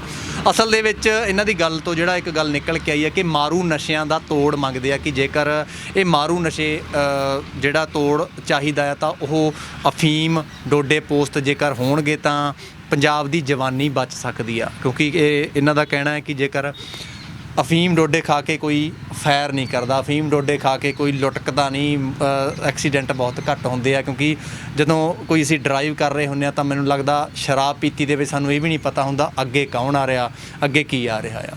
ਸੋ ਬਾਈ ਜੀ ਦੇ ਵਿਚਾਰ ਅਸੀਂ ਤੁਹਾਡੇ ਤੱਕ ਸਾਂਝੇ ਕਰੇ ਆ। ਸੋ ਮੈਂ ਇੱਕ ਗੱਲ ਹੋਰ ਇੱਥੇ ਦੱਸਣੀ ਲਾਜ਼ਮੀ ਸਮਝੂਗਾ ਕਿ ਡਾਕਟਰ ਰਣਜੀਤ ਸਿੰਘ, ਗੁਰਪ੍ਰੀਤ ਸਿੰਘ ਦਵੜੀ ਖਾਨਾ ਜਾਂ RMB ਟੈਲੀਵਿਜ਼ਨ, ਇਹ ਕੋਈ ਵੀ ਨਹੀਂ ਹੁੰਦੇ ਪੰਜਾਬ ਦੇ ਵਿੱਚ ਖੇਤੀ ਸ਼ੁਰੂ ਕਰਵਾਉਣ ਵਾਲੇ ਜਾਂ ਪੰਜਾਬ ਦੇ ਵਿੱਚ ਖੇਤੀ ਬੰਦ ਕਰਵਾਉਣ ਵਾਲੇ। ਅਸੀਂ ਇੱਕ ਅਦਾਰਾ ਆ, ਇੱਕ ਇਨਸਾਨ ਦੇ ਵਿਚਾਰ ਜਿਹੜੇ ਆ ਤੁਹਾਡੇ ਤੱਕ ਪਹੁੰਚਾਉਣ ਦਾ, ਇਨਸਾਨ ਦੇ ਵਿਚਾਰ ਜਿਹੜੇ ਆ ਸਰਕਾਰੀ ਦਰਬਾਰੇ ਜਿਹੜੇ ਬੈਠੇ ਆ ਉਹਨਾਂ ਤੱਕ ਪਹੁੰਚਾਉਣ ਦਾ।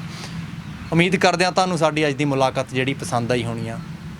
ਹੁਣ ਆਪਣੇ ਦੋਸਤ ਜਸ ਗਰੇਵਾਲ ਦਿਓ ਇਜਾਜ਼ਤ। ਦੇਖਦੇ ਰਹੋ RMB ਟੈਲੀਵਿਜ਼ਨ। ਧੰਨਵਾਦ ਜੀ।